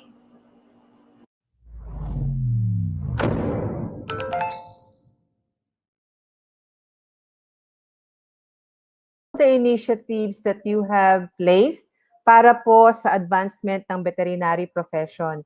And please be assured that we veterinarians are behind your back in pushing for these initiatives. Okay, so may we request everyone to please put your questions in the chat box so that Dr. Rildrin can answer it.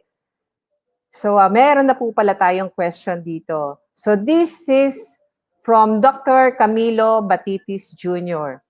So good PM, Dr. Morales. Having identified that there are not enough human resources in the veterinary services, what can the Bureau do about it to implement the many regulations that we already have? Dr. Eldrin, are you with us? Can you hear me po? Yes, Hello? Doc. Loud and Okay clear. po. Thank you very much. Good Yeah. afternoon, and I'm sorry that my video Yeah. is not working, perhaps because of the internet speed.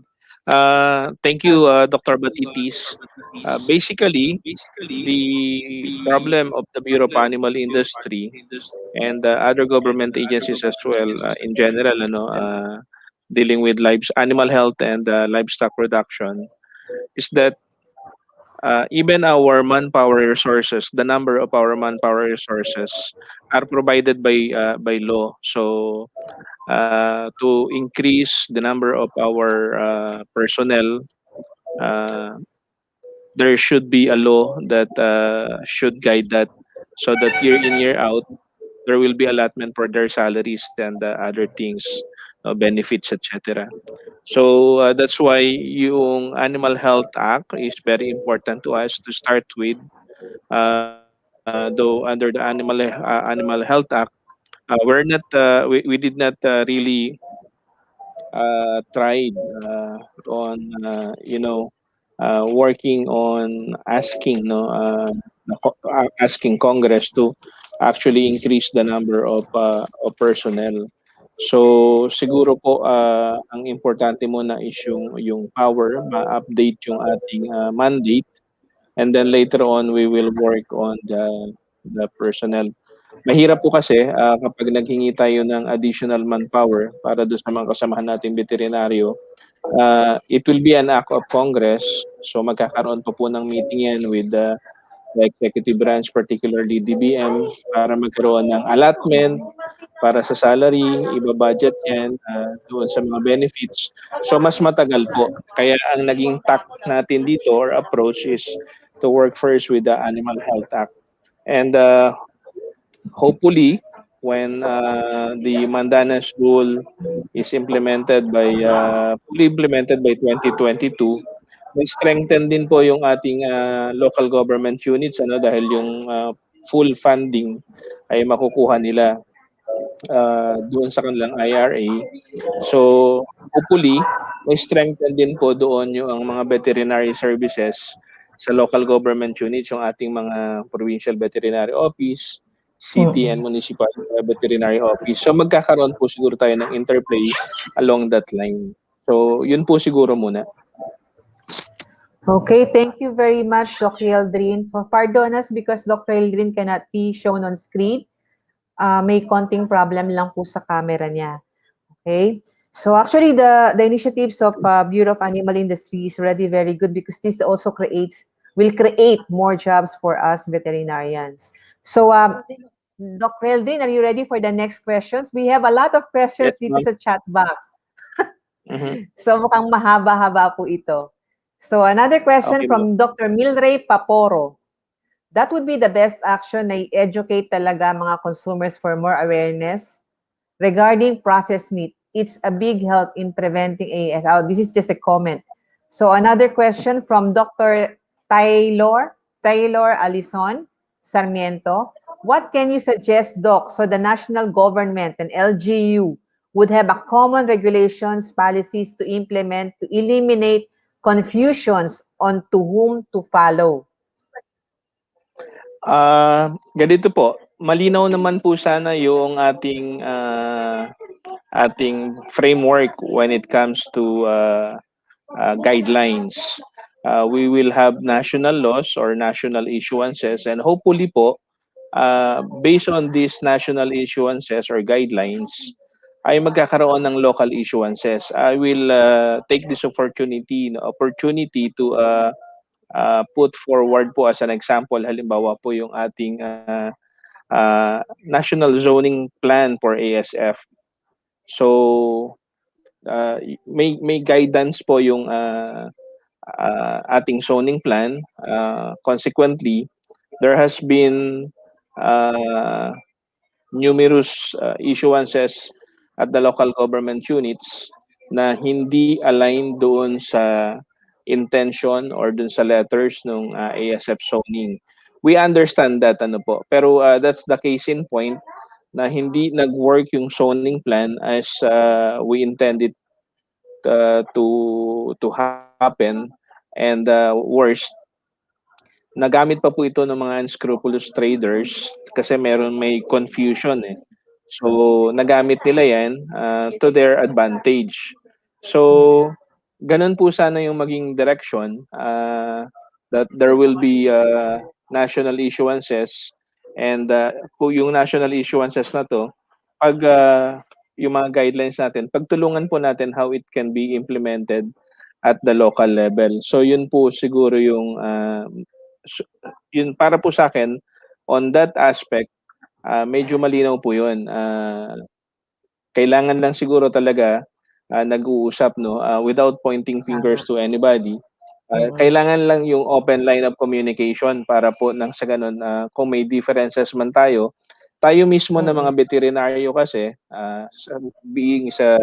be it sa level ng probinsya, city, or municipality, pagka ganito yung usapan, tayo yung nag-a-advise dun sa ating local chief executives. And sa amin din po dito, kami ang nag-a-advise sa ating kalihim.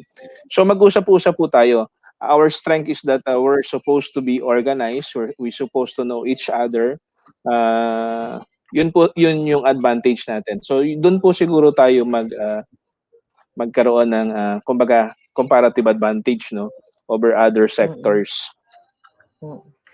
So, thank you very much, Dr. Eldrin. Follow-up lang po, kasi kanina na-mention din po ni Doc Umali na the government should have a centralized approach in avian flu. And what you have discussed this afternoon is more on structured ways on how are we going to deal with all these diseases. So, dito po ang tingin ko parang collaboration lang po with the local and the national government. Tama po ba? And yung tanong po kasi kanina dito is more on whom to follow. So, ano po ba ang tama? Dapat po ba manggaling ang direction from the national government, from Bureau of Animal Industry, or kailangan po mag-arise po siya from the local government, papunta po sa national government and maging suggestive or recommendatory po sila? It can work both ways po, Doc. Kung ang isang particular na local government ay may particular concern at ibabato yan sa national. But the national, almost always po, ang tinitignan natin is yung national concern. Halimbawa, HPAI, yung global, regional, and the national. So yan po yung tinitignan ni BAI. And then yan yung ibinababa natin sa ibaba. Ngayon po, we have to admit po na nagkaroon ng kakulangan sa investment. We have to admit that there has been a sufficient what we call lack of investment doon sa ating veterinary infrastructure. I already openly said this sa management committee po ng Department of Agriculture. So much so that during the height of the ASF outbreak, tests on samples which otherwise can happen, no, can have results in one day, took 7 days, 14 days even to come out, simply because we don't have the necessary facilities. The infrastructure is not there. The investment is not sufficient. And yun nga po, we are hoping that what we're having now, andyan yung suporta ng Congress, lagi nila sinasabi, ganito. Then, it's our, it's an opportunity for us. Masakit man pong sabihin na we're looking at these things happening now as an opportunity. But we have to admit, this is an opportunity for us to actually try to reinvent ourselves, no? Habulin natin yung mga nawala, kung ano mang investment yung nawala, then ipakita natin. So we can show that it's actually cheaper to prevent a disease coming in than to spend money trying to control any given disease. So yun po, yun yung state of play siguro natin at this point. Yeah, very well said po, Doc Aldrin.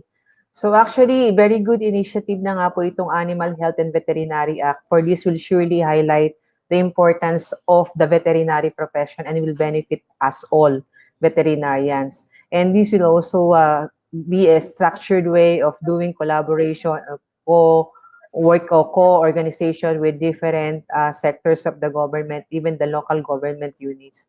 So, my question po dito, may we know when do you expect this to be approved and implemented? Ano po ito? Yun pong mga Yung proposals? yung Veterinary Act na pinapropose mo nila. Yan po, ma'am. Ang makakasagot po talaga dyan, gusto ko po talaga magpasalamat sa ating presidente, no, na very visible and who gave a lot of time, no, talagang leading, pushing this. Ano po, napaka-active ng PBMA on this aspect. And of course, yun po mga senior colleagues, yung pong mga senior na mga veterinaryo na naglalakad dito. Hopefully po, hindi ko kaya ibigay yung timeline, pero kung halimbawa po Sana this year ma-approve siya. ma-approve siya, so much the better po. Yun po yung hinahabol natin. Okay, at least bago man lang po bumaba si Presidente Duterte. Okay, Yes, Dr. Eldrin, we only have limited time left. So we will be entertaining last question from the chat room. So ito po ay from Dr. Romulo Parayao regarding the zoning plan. So he said that since you said that it was not effective, some LGU did not support it. Have we made consultation with LGU on how we can improve the plan? We will po. We will do this consultation, particularly dito sa Babay ASF program natin. Kasi po, dito sa Babay ASF, central po ang role dito ni LGU. So, hindi naman po ito written on stone. Ano po. Po pwede po natin itong i-adjust accordingly. So we will do that consultation po with the local government units. We will make sure po na yung lahat ng kasamahan natin sa PCMBLP ay will be duly consulted. Yeah. So thank you very much, Dr. Morales. So that will be a very good move that will satisfy all the concerns of our LGU veterinarians. Because sabi nga nila, sa kayang-kaya pagsama-sama. And if with their inputs, for sure magiging successful and effective po ang magiging zoning plan po natin. Okay, so wala na po tayong oras. So I would like to now give the certificate of appreciation to our speaker, Dr. Reldrin Morales. Okay, so Philippine Veterinary Medical Association presents the certificate of appreciation to Dr. Reldrin G. Morales for imparting knowledge and insight as speaker during the 88th Digital PBMA Annual Convention and Scientific Conference held on February 17 online. So, signed, Dr. Pastor C. Tumaliwan Jr., Secretary, Dr. Paulino C. Abad, Convention Chairman, and Dr. Corazon P. Occidental, President. Again, thank you very much, Dr. Reldrin Morales. Maraming salamat po. Salamat din po ng marami.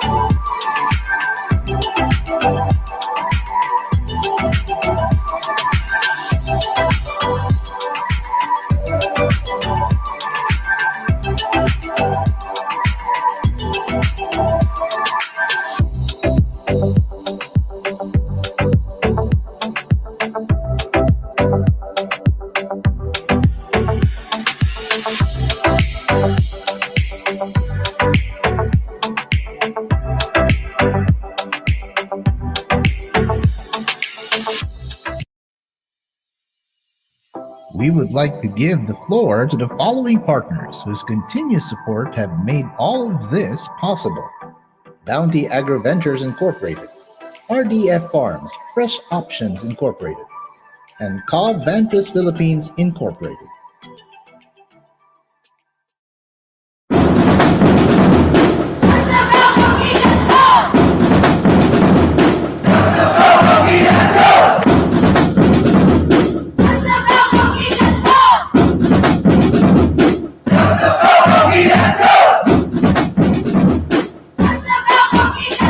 Experience na una-una, grabe yung pag-welcome nila lahat sa akin, sa amin ni Gopi, sa amin ni Boss Ronald, ni Sir Sonny, and makikita natin na sa kabataan talaga magsisimula ang pag-asa, hindi lang sa basketball, kundi rin sa buhay. Gusto ko lang talaga magpasalamat kay Boss Ronald, kay Chooks to Go, kasi without them, wala talaga mangyayari.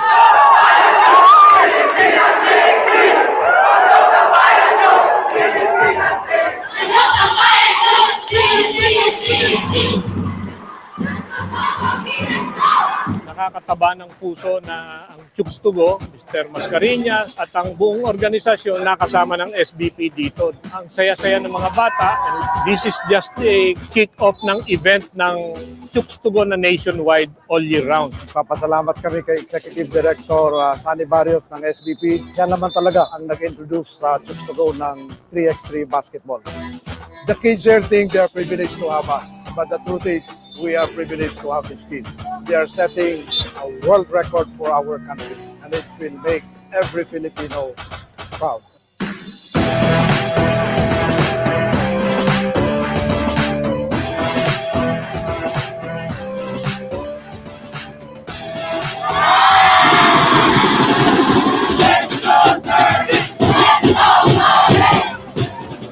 I think these kids deserve this kind of support. Then, at the end of the day, sila naman talaga ang mga tunay na manok ng bayan.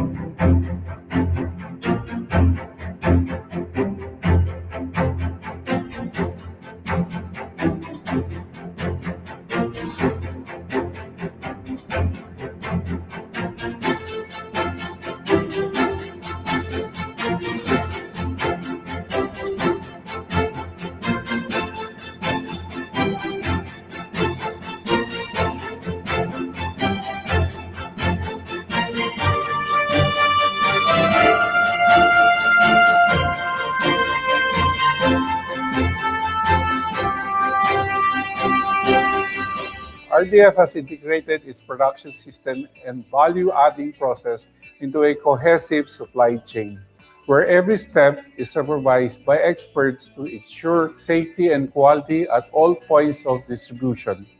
Because of this, we guarantee our customers that all our meat at the meat shops and restaurants are fresh and safe.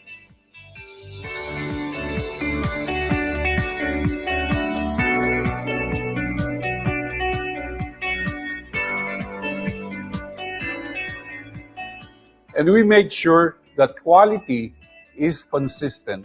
Every day, we slaughter animals in our own RDF abattoir, and immediately after, carcasses are brought inside the storage room to lower down the temperature to prevent growth of bacteria.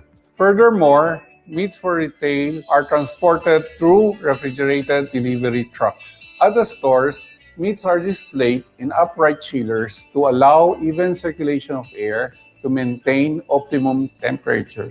To avoid cross-contamination, each meat type has a designated chiller. We implement first in, first out, and first to expire, first out.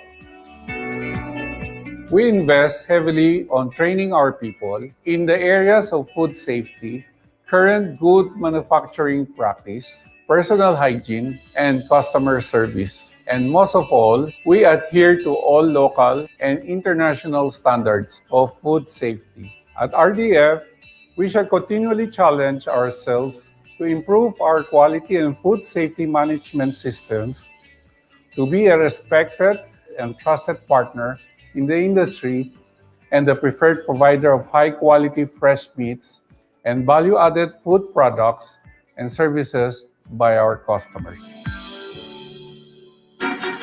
To all, I hope you are staying safe and healthy. My name is Mohammed Ismail and I am Senior Director of Sales and Technical Services for Asia. Global coronavirus pandemic is affecting our families, communities, and our businesses. During this hard time, we are concerned about well-being of you and your loved ones and your businesses.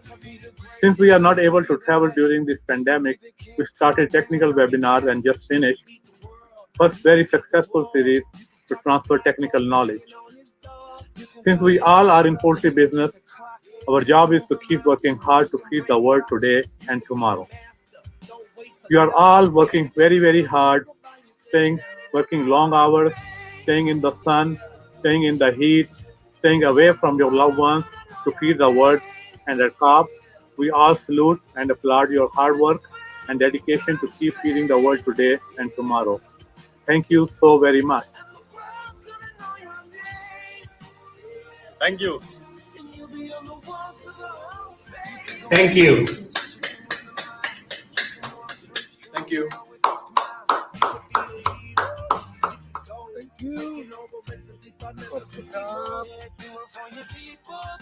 Thank you.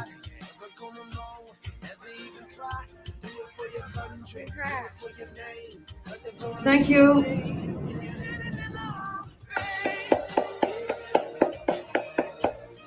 From the New Zealand team, thank you.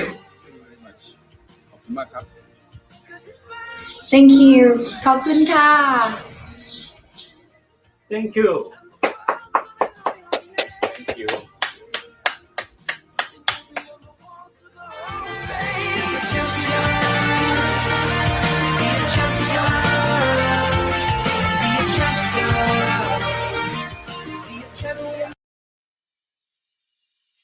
Good afternoon and welcome back to the 88th Pvma Annual Convention and Scientific Conference, uplifting the Filipino veterinarian in the new norm. Let us once again welcome our moderator, Dr. Flor M. Viloria. Okay, thank you very much. Kabunika, sabi nga ng video kanina. Okay, so sabi nga po nila, we always reserve the best for last. So we will now be going to the last topic of today's session. Okay, so let me introduce to you our next speaker. So he fulfills the crucial role as Regional Director or Coordinator for COVID-19 at the United Nations Food and Agricultural Organizations, UNFAO.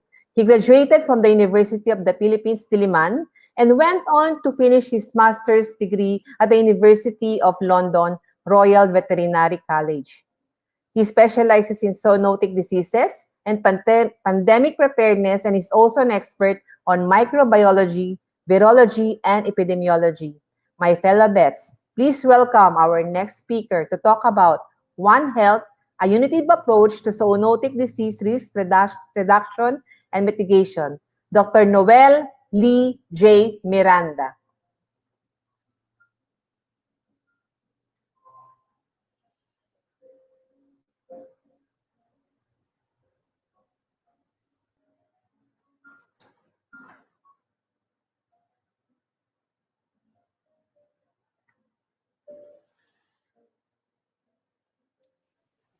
Well, ladies and gentlemen, good morning.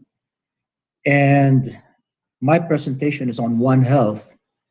And this is about the unitive approach to zoonotic disease risk management. Now, we are in the middle of a pandemic, so I think it's very timely that we discuss One Health. And it's important that we understand what One Health is. We know that COVID-19 actually came about because we believe that the coronavirus, had jumped from animals to humans. And this is what we believe is happening with other viruses in our environment. So the importance of One Health is really, we want to know and address the issues of zoonotic disease spillovers. And we know that pandemics actually result from the spillover of pathogens from animals to humans. We're also aware that zoonotic diseases are increasing in rate, in occurrence. We also understand that this increase in rate in occurrence is due to the expansion of the human population and expansion of human activities that are driving the emergence of zoonotic diseases. And also, it's necessary that we go beyond health and really try to achieve a multisectoral collaborative framework to address these issues of zoonotic disease transmission and spillovers. So one sector alone cannot address the problem. The problem is very complex, and there's risk drivers that are numerous and that go beyond health. So the risk solutions really require all sectors and all actors of society. So the unitive approach is really about the multi-system integration and synergy so that multi-systems can actually work together to address a common problem. And we know that this common problem is wicked. When I say wicked, it's complex, it's multidimensional. And it is both health, social, and economic, and sometimes also political.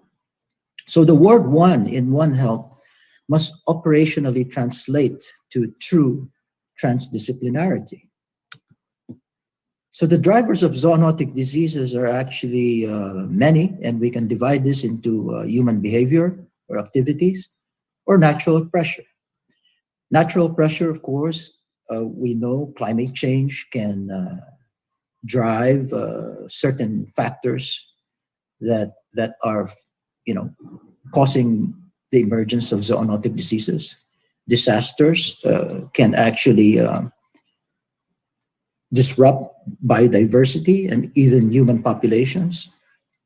So human behavior, on the other hand, these are the things or the factors that we can actually control. For example, wildlife encroachment, global travel, land use and extraction, that means mining, massive pollution, overpopulation, human forced adaptation to disorder. That means, resource deprivation, for example, where we have lack of food, water, and habitat destruction. human habitat destruction, for example, and also ecological wildlife habitat destruction, and poverty and suffering, and of course war and conflict. So we are really interested to look into the animal-human environment interface. And when we say the interface, it means the setting. It's pretty much the setting, okay, where animals, humans, and the environment are actually interacting. So this is an interaction of basically life on Earth, and particularly the interaction that actually drives zoonosis emergence. So this interface can be divided into the macro ecosystem, where you have free-ranging animals that are interacting with people, such as in the communities where you have stray animals, stray dogs, cats, even stray monkeys, and other stray animals. And of course, it refers to nature or biodiversity, where you have the interaction of, say, for example, indigenous people with wildlife in biodiversity. Then you have the micro ecosystem, which actually refer to captive animals that are interacting with people. So you have the households, companion animals, animals in the farm, whether it's commercial or backyard, live animal markets, laboratory animal facilities as well. I work in a laboratory animal facility. I've been working there for a number of years, particularly with non-human primates. And of course, these are presenting risk in some ways because, for example, non-human primates are sourced from open environment. Many of the suppliers of non-human primates or monkeys are actually outdoor, or they house their animals outdoors. Zoological facilities and parks, referring to the zoos, rescue and impounding facilities. And this slide actually presents to you that the emergence of zoonosis, or let's say the favorable condition for spillover, that condition is actually will take place, provided that there are certain elements that would favor the occurrence of such condition.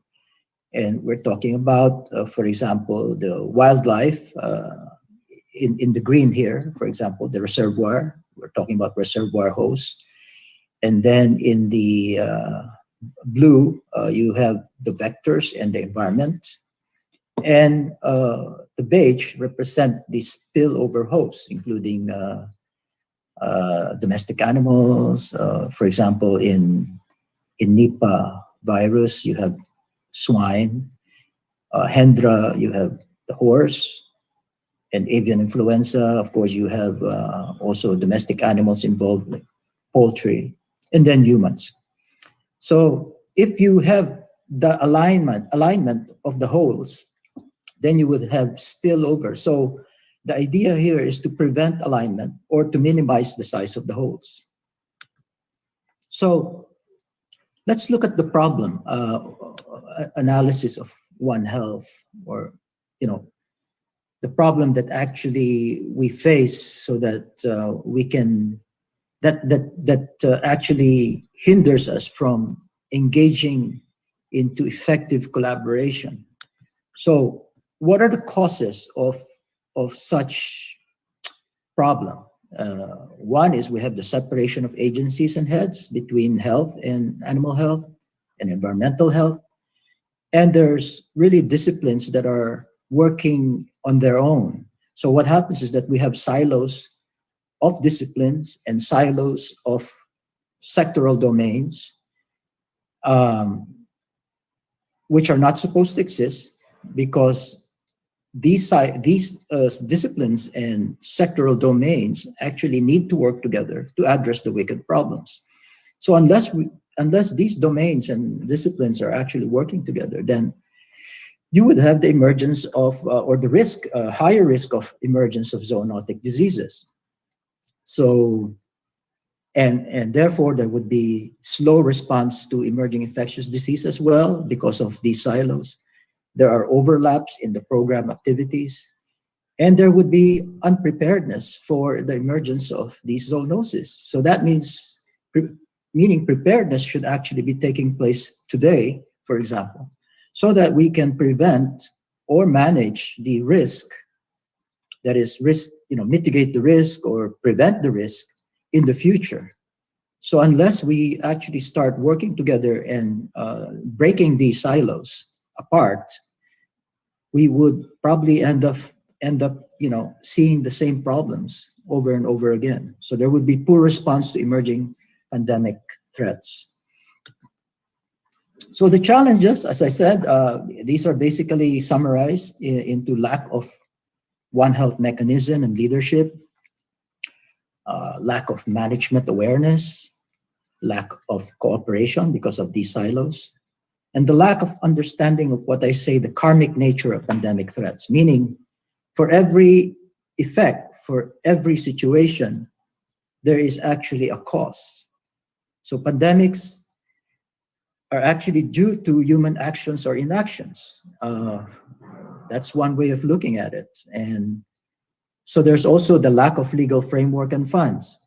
Now, the desired outcomes really are, becoming united. So if we break away these silos, we become more united, and we can address the problem more collectively and achieve synergy in our actions. So this requires leadership. It requires expertise. Leadership, of course, need to harness the collaboration among disciplines and the synergized efforts, and there would be no sectoral boundaries. Now, it may be a very ideal situation, and it's probably going to be very difficult to achieve this state of lack of siloed approaches. So the inclusive participation of sectors or actors is very important, and we try to avoid being health-centric. That means we need to go out of the health group. The health group alone cannot address these One Health issues. So we can be health-centric. I would say we can still remain to be health-centric because the problem is health, but we must not be health group or health sector-centric. So the health professionals do not have a monopoly on One Health, but should lead all sectors towards One Health. So everyone must contribute, and the cause of the problem, or whoever causes the problem, should also be able to provide solutions, or whoever causes the problem should be able to work with those who have solutions to the problem. So we're in this together, all of us. So let me just mention about certain creative approaches. Of course, unitive. When we say unitive, we need to be creative, and we need to go beyond the conventional perceptions and mindset. We need to think karmic, meaning that for every effect there is a cause, and we need to break that karmic cycle of zoonotic disease emergence. We need to preserve indigenous people's way of life, and we cannot think about indigenous people as not being content or being deprived. We're actually, the deprivation of indigenous people is actually coming from our interventions. We think that they require societal intervention, and so we try to change their livelihood. That we try to change their lifestyle, but really, if we allow the indigenous people to actually live according to their comfort zone, then I think allowing them to remain as integral to biodiversity is very important. And I will speak more about this in my later slides. So let's think and work as one. Okay, so public health leadership is important because public health sector needs to actually step up the plate, even if the problem involves animals. A good example is actually mosquito control when it comes to dengue. We know that the public health sector, when it comes to mosquito control, they do their interventions very well. But when it comes to dog rabies, we can see that the public health sector actually needs to further step up the plate because while dog rabies is the focus of intervention, the public health sector actually needs to support this intervention very, very closely and in a comprehensive manner. Because if we can eliminate dog rabies, we can also eliminate human rabies. When it comes to COVID-19, for example, there's still the risk of COVID-19 further spill over and spill back from animal to human or human to animal to animal, and animal to human. We know that there are certain species of animals that are still susceptible to COVID-19. And this is a good example of this is actually the mink outbreak in Denmark or in Europe, as well as in the United States. So the karmic One Health is actually dealing about causality. Okay, causality, meaning the cause and effect. So this is the meaning of karma. Karma is actually focused on cause and effect. So to prevent the causes of zoonotic diseases would actually favor prevention of pandemics. So this actually requires responsible people taking action. So karmic One Health is pretty much, we can summarize this as saying those who dirtied the floor must clean it up. Okay, whoever messed up the floor or whoever caused the mess must also clean after the mess. So we would like to harness relevant and responsible stakeholders. All are responsible for cleaning up this earth, and we are in this together because it seems that we all have dirtied this planet. So beyond the animal health and environment health interface, we can see that it's about the planet. It's about preserving the integrity and peace and health and well-being of living creatures within planet Earth. So we need to focus on causalities in apparently this messed up ecosystem that we have at the moment. So indigenous people, biodiversity and zoonosis are actually integrated. And I always say that indigenous people are actually part of biodiversity. If you take away indigenous people from biodiversity, we're actually disrupting the balance of biodiversity.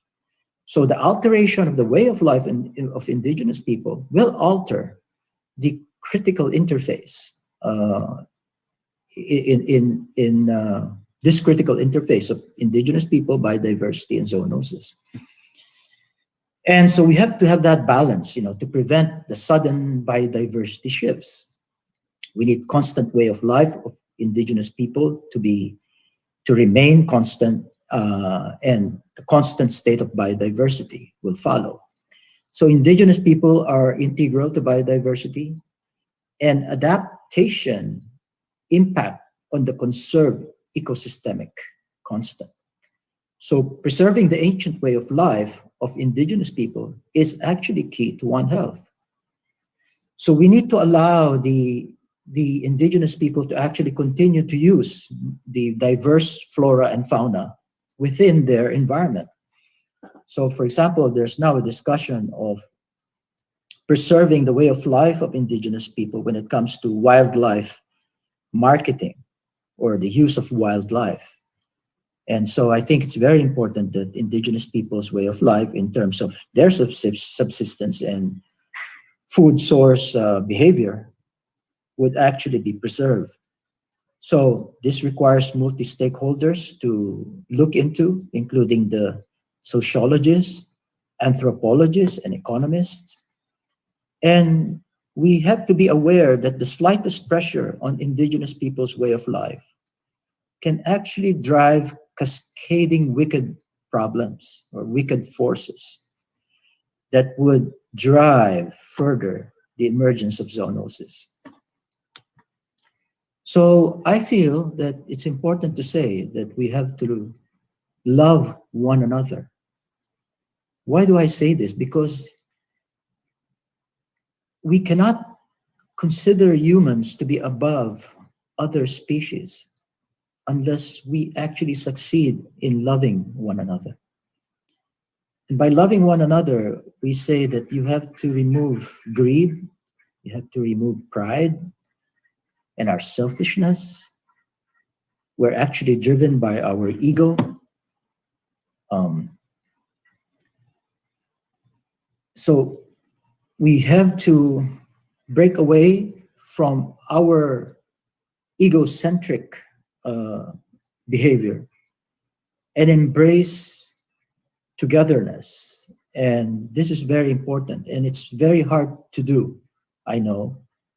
But really, oneness or one health really refers to the mind being one with the heart. So rationality must be able to play together with humanity and spirituality. So this is an interaction of our entire human nature that is actually very important. So this slide that I'm showing here is really very important. So I'm spending a little bit more time trying to explain why I'm saying love one another. So transdisciplinary interdependencies is really what this is all about. Not so much in the technical terms, but in the more human terms, that we really need to try to understand others' expertise and capability to actually work together with us to solve the zoonotic disease emergence. So this is an integrated process. It links discipline and specific approaches to generate solutions to cross-cutting problems, okay, to generate solutions together. Not that we want to be a jack of all trades, but we want to be someone as a professional who recognizes the limits of our own trade, the limits of our own trade. For example, as a veterinarian, we have limits. And we try to integrate others' inputs to sustain or to attain this synergy. So we need to reach out. So a transdisciplinarian is like being an essential ingredient in a gourmet dish, where each ingredient focuses on making the dish and not on being the most essential ingredient. So this requires a gourmet chef who understands well his ingredients and sees the value in all. So this is my definition of transdisciplinarity. It's really reaching out, understanding what I cannot do and what others can do. And that if we bring our efforts and expertise together, then we achieve the value of transdisciplinary approach. So this actually shows the transsystemic interdependencies, and this is what you can see in my background. This is a diagram that I actually formulated about 6 years ago, I believe, and it's how I look at One Health, and you can also integrate the whole of society approach in this diagram. It requires all sectors and all disciplines to work together. That's government, NGOs, the academia, and industry. We all need to work together, and we have to look at the wicked problem or the wicked problems. So disease outbreak, for example, would be our focus as far as One Health is concerned. course, there's also the antimicrobial resistance. So in this case, the wicked problem is disease outbreak or zoonotic disease outbreak. And there would be the causes and impacts. This is the karmic nature of the problem, of the wicked problem. And within this karmic nature, there would be the risk and vulnerabilities that we need to reckon with. And so that if we can understand this complex nature of the natural history of disease outbreaks, then perhaps together as united disciplines, we can work towards providing solutions. So let's look at these sectors or system domains individually. Of course, you have the health and well-being. This is more obvious to us. We know that the health and well-being, this is pretty much how we define One Health. We think it's all about health, but it's really not. So, but health, of course, is a very important focus of One Health. And you have here the non-medical contributors. On the left side, you have the local leaders, police, food and water suppliers, health product technologists, social scientists, community workers, educators, engineers, the military, and environmentalists. And here you have the scientific expertise on the right. These we're more familiar. Of course, we have the physicians, the veterinarians, the nurses, the medical technologists, the biotechnologists, the pharmacists, public health workers, epidemiologists, and so on and so forth.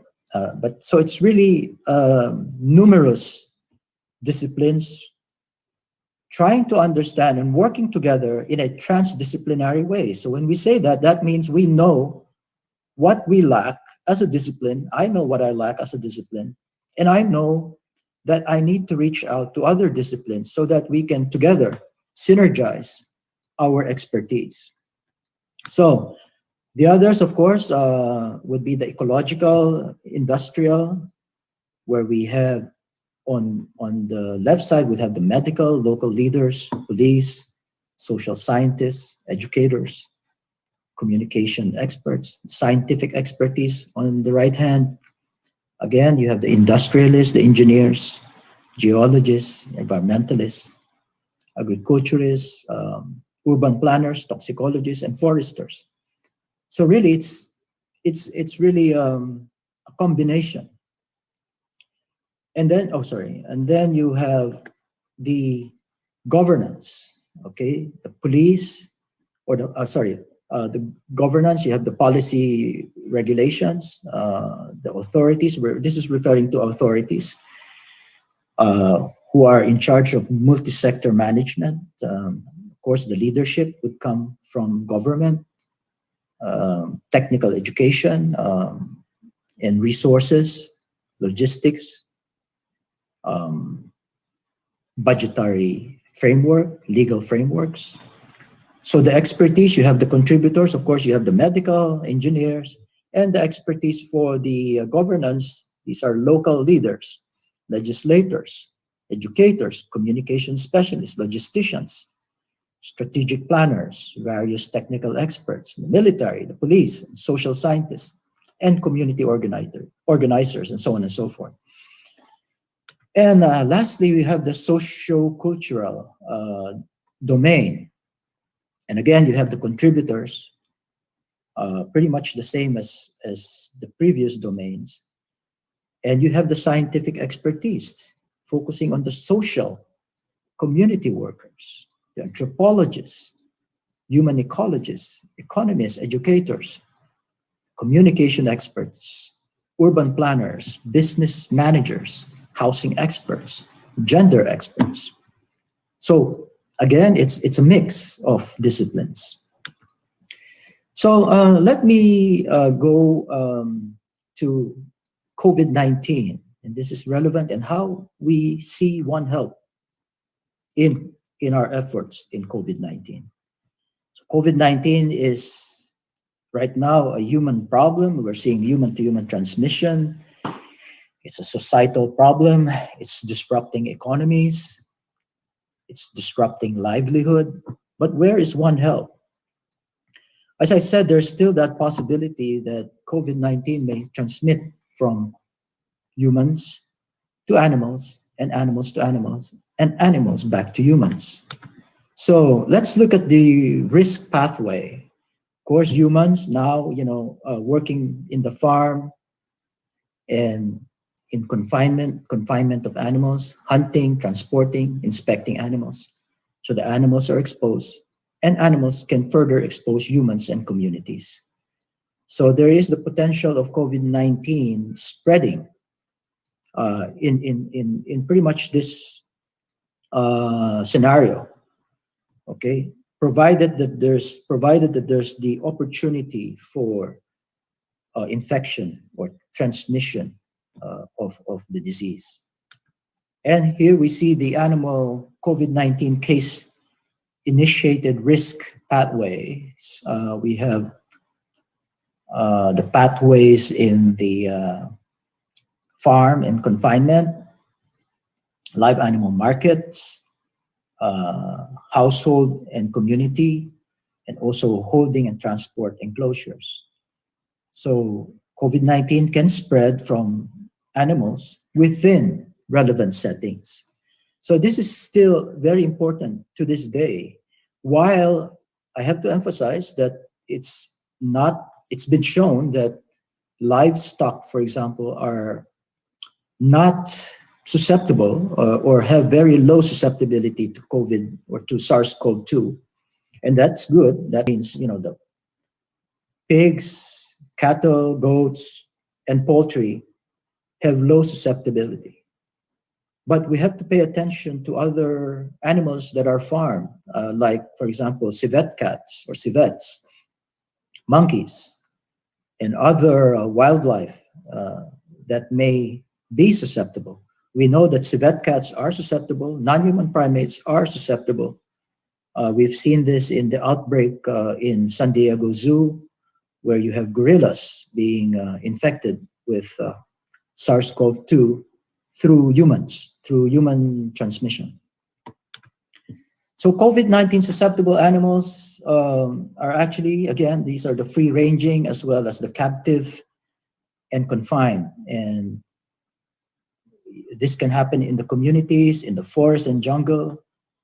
And for the confined animals, it can happen in the households, in the farms, markets, laboratory animal facilities, zoos, and rescue centers. And these are the animals that are susceptible. Of course, mink and civets, non-human primates, ferrets and hamsters. Cats and dogs are moderately susceptible. And for the wild, you have a number of wild animals and there are still certain unknowns and knowledge gaps as far as the transmission of SARS-CoV-2 in the wildlife. In fact, to date, we still don't know the actual reservoir of SARS-CoV-2, the origin. It's still something to be determined. And so bats, for example, continue to be the main reservoir of a number of coronaviruses, as well as Ebola virus and other viruses. So we are trying to approach risk management now. A very important consideration is really to organize risk management planning and also risk assessment. But number one, we need to make sure that the One Health collaborative or collaboration mechanism are actually all in place in countries. Okay, all countries require a One Health collaboration mechanism. And this is very important for countries to look into, that they have to make sure that they do have One Health, multi-sectoral One Health body or committee or mechanism. That's the generic terminology that we use. And then you have to look into the risk assessment, response preparedness planning, and epidemiological investigations. And I'd like to emphasize that there are various stakeholders that are very important, various. Not only the animal health agencies, the public health agencies, but we need the environmental health, wildlife, biodiversity bodies, the universities, the academia, the research institutions, trade and commerce, professional bodies and practitioners, like the Pvma in the Philippines. Of course, working together with NGOs, the private sector groups, the farmers, traders, local government as within, and also the central government.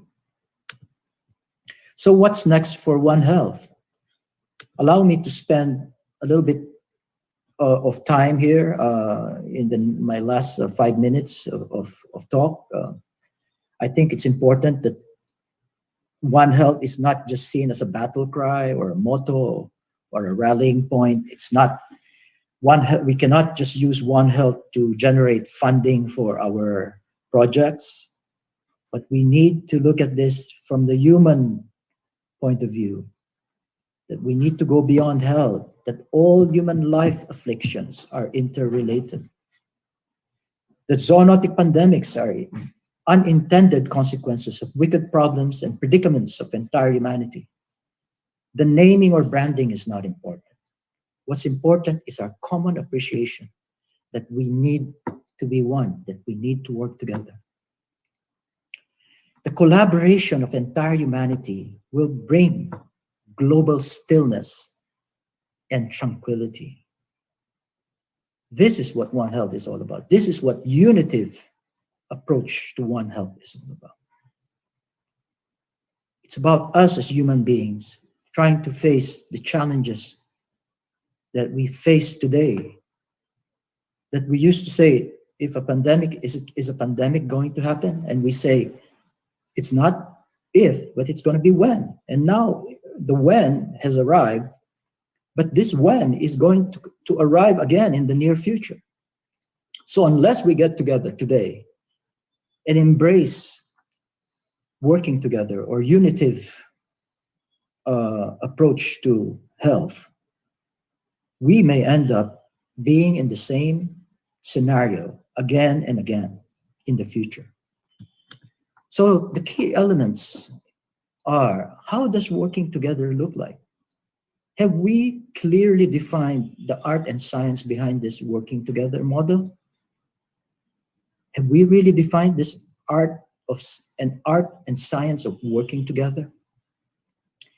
The unitive problem-solving model for attaining One Health or optimal health. One Health operationalization. Have we really operationalized One Health in the field? Do we have the structures, the framework, and the leadership? Integrative leadership is very important. It needs mandate.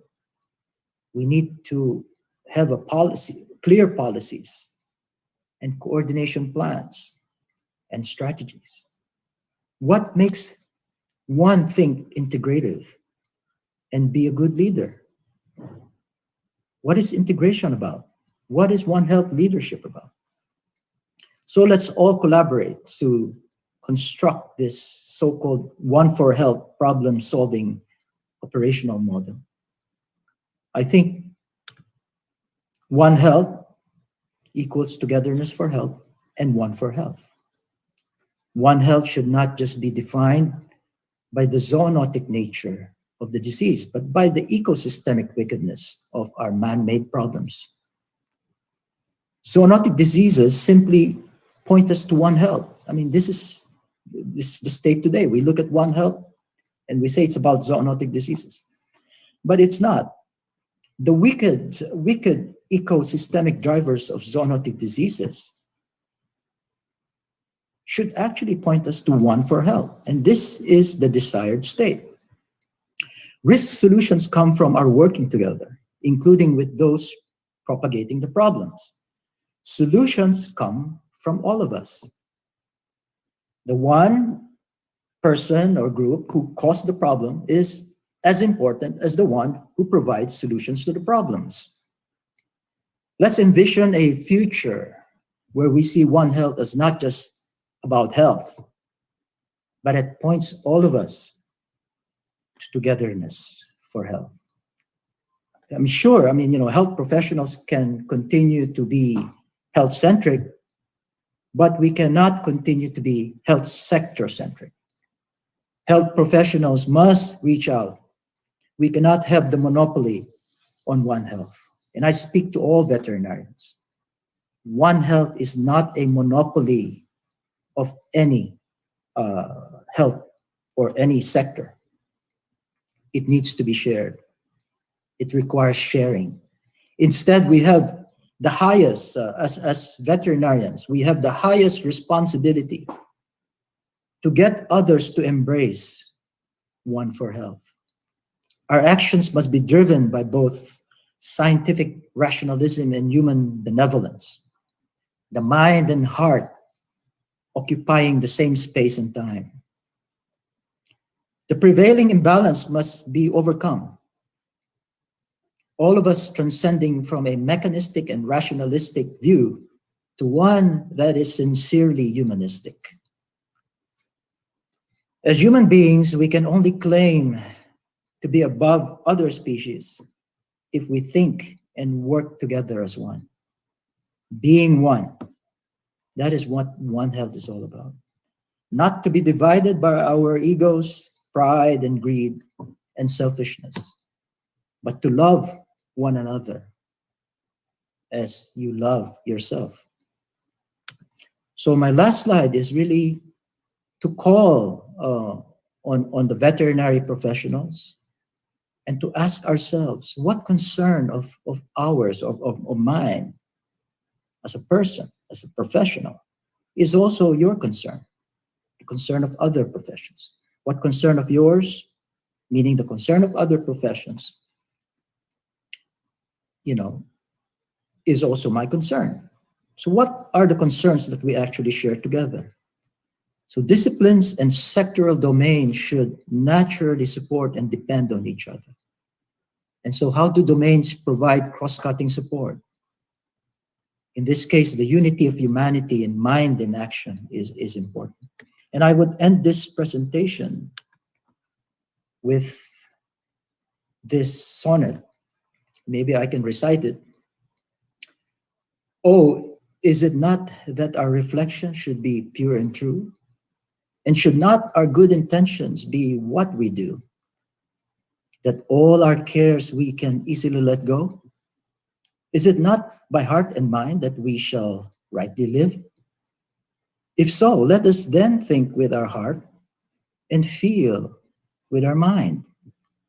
Oh, should we not always want to pour out all of our good selves? Are we not to love others, friends or foes? That true forgiveness we must possess? We must then think with our heart and feel with our mind.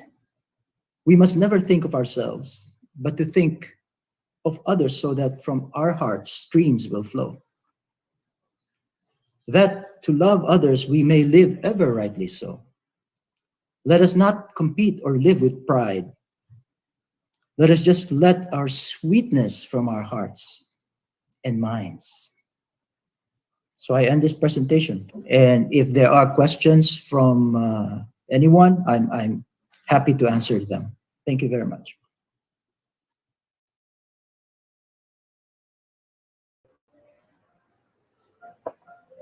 Hi, Doc Noel. Thank you for sharing your expertise and FAO's One Health approach to zoonotic discipline in reducing risk reduction and mitigation.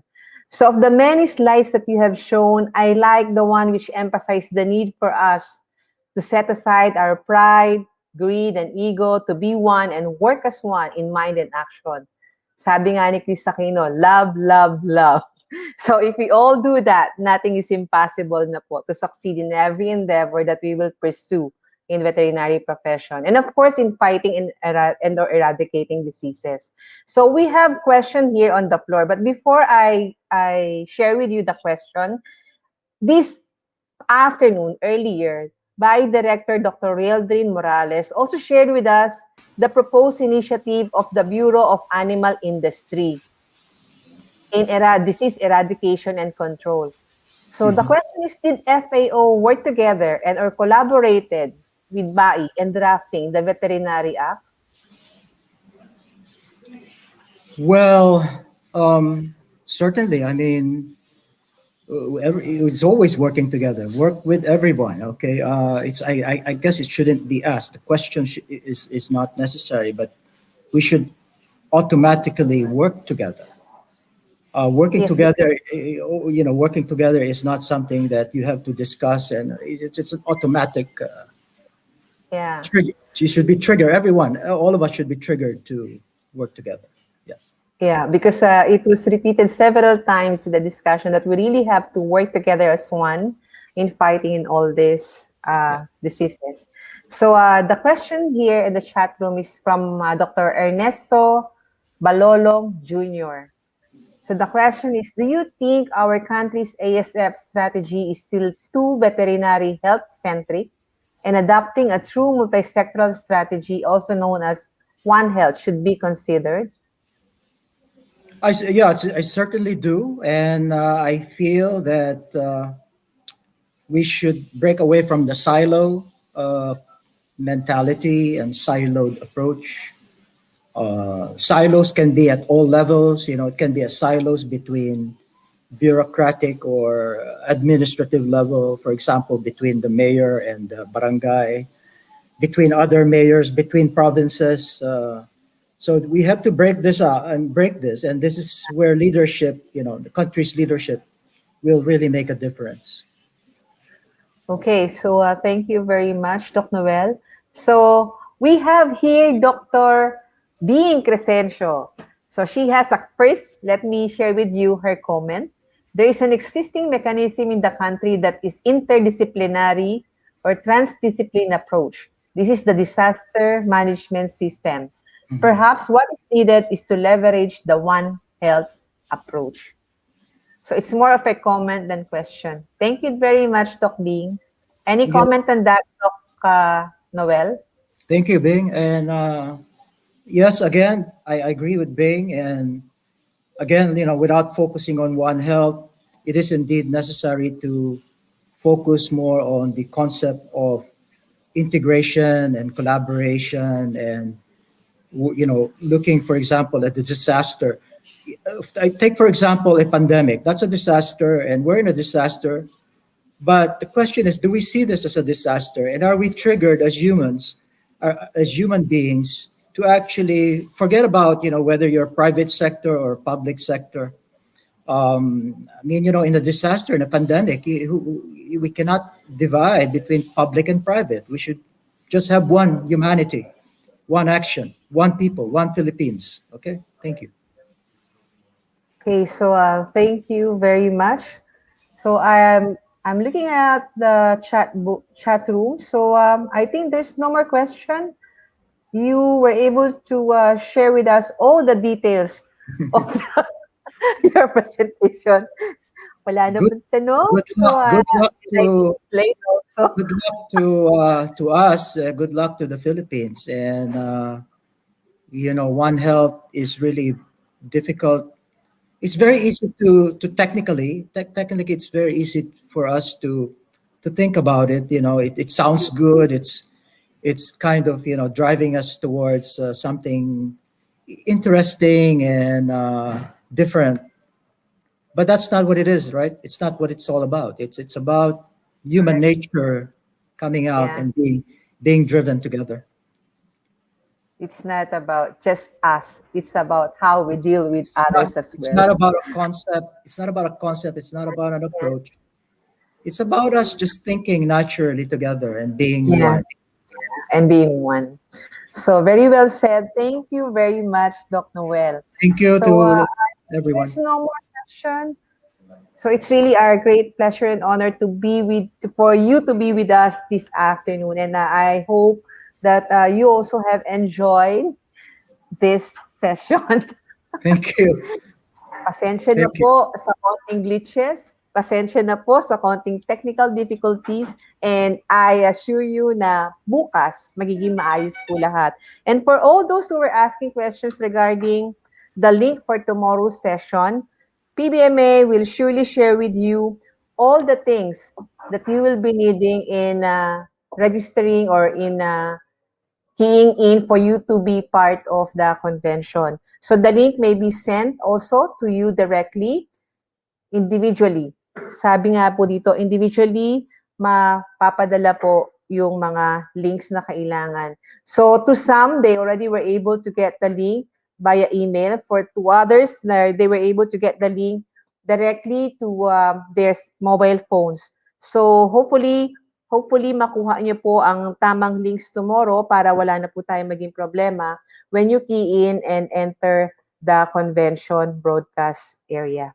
Okay, so without further ado, I'd like to present the Certificate of Appreciation to our valued speaker.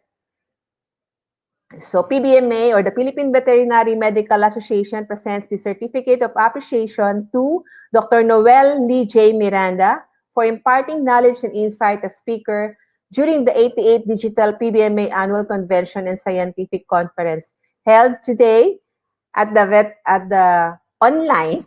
Signed, Dr. Pastol C. Tumaliwan Jr., Secretary, Dr. Paulino C. Abad, our Convention Chairman, and Dr. Corazon P. Occidental, our President. Again, thank you very much, Dr. Noel Miranda. Is he still around? I think Doc Noel already left the group. So I think that concludes our session, the plenary session for today's activity. Again, thank you very, very much for attending and for your patience as well in dealing with all the difficulties or technical difficulties that we have had this morning. And we assure you that our organizer and that as well as the technical team are doing their very best to make this event fruitful and memorable for everyone. So we are all part of this big history in PBMA. Again, thank you very much. This is Flor Villaria signing off. Marami pong salamat.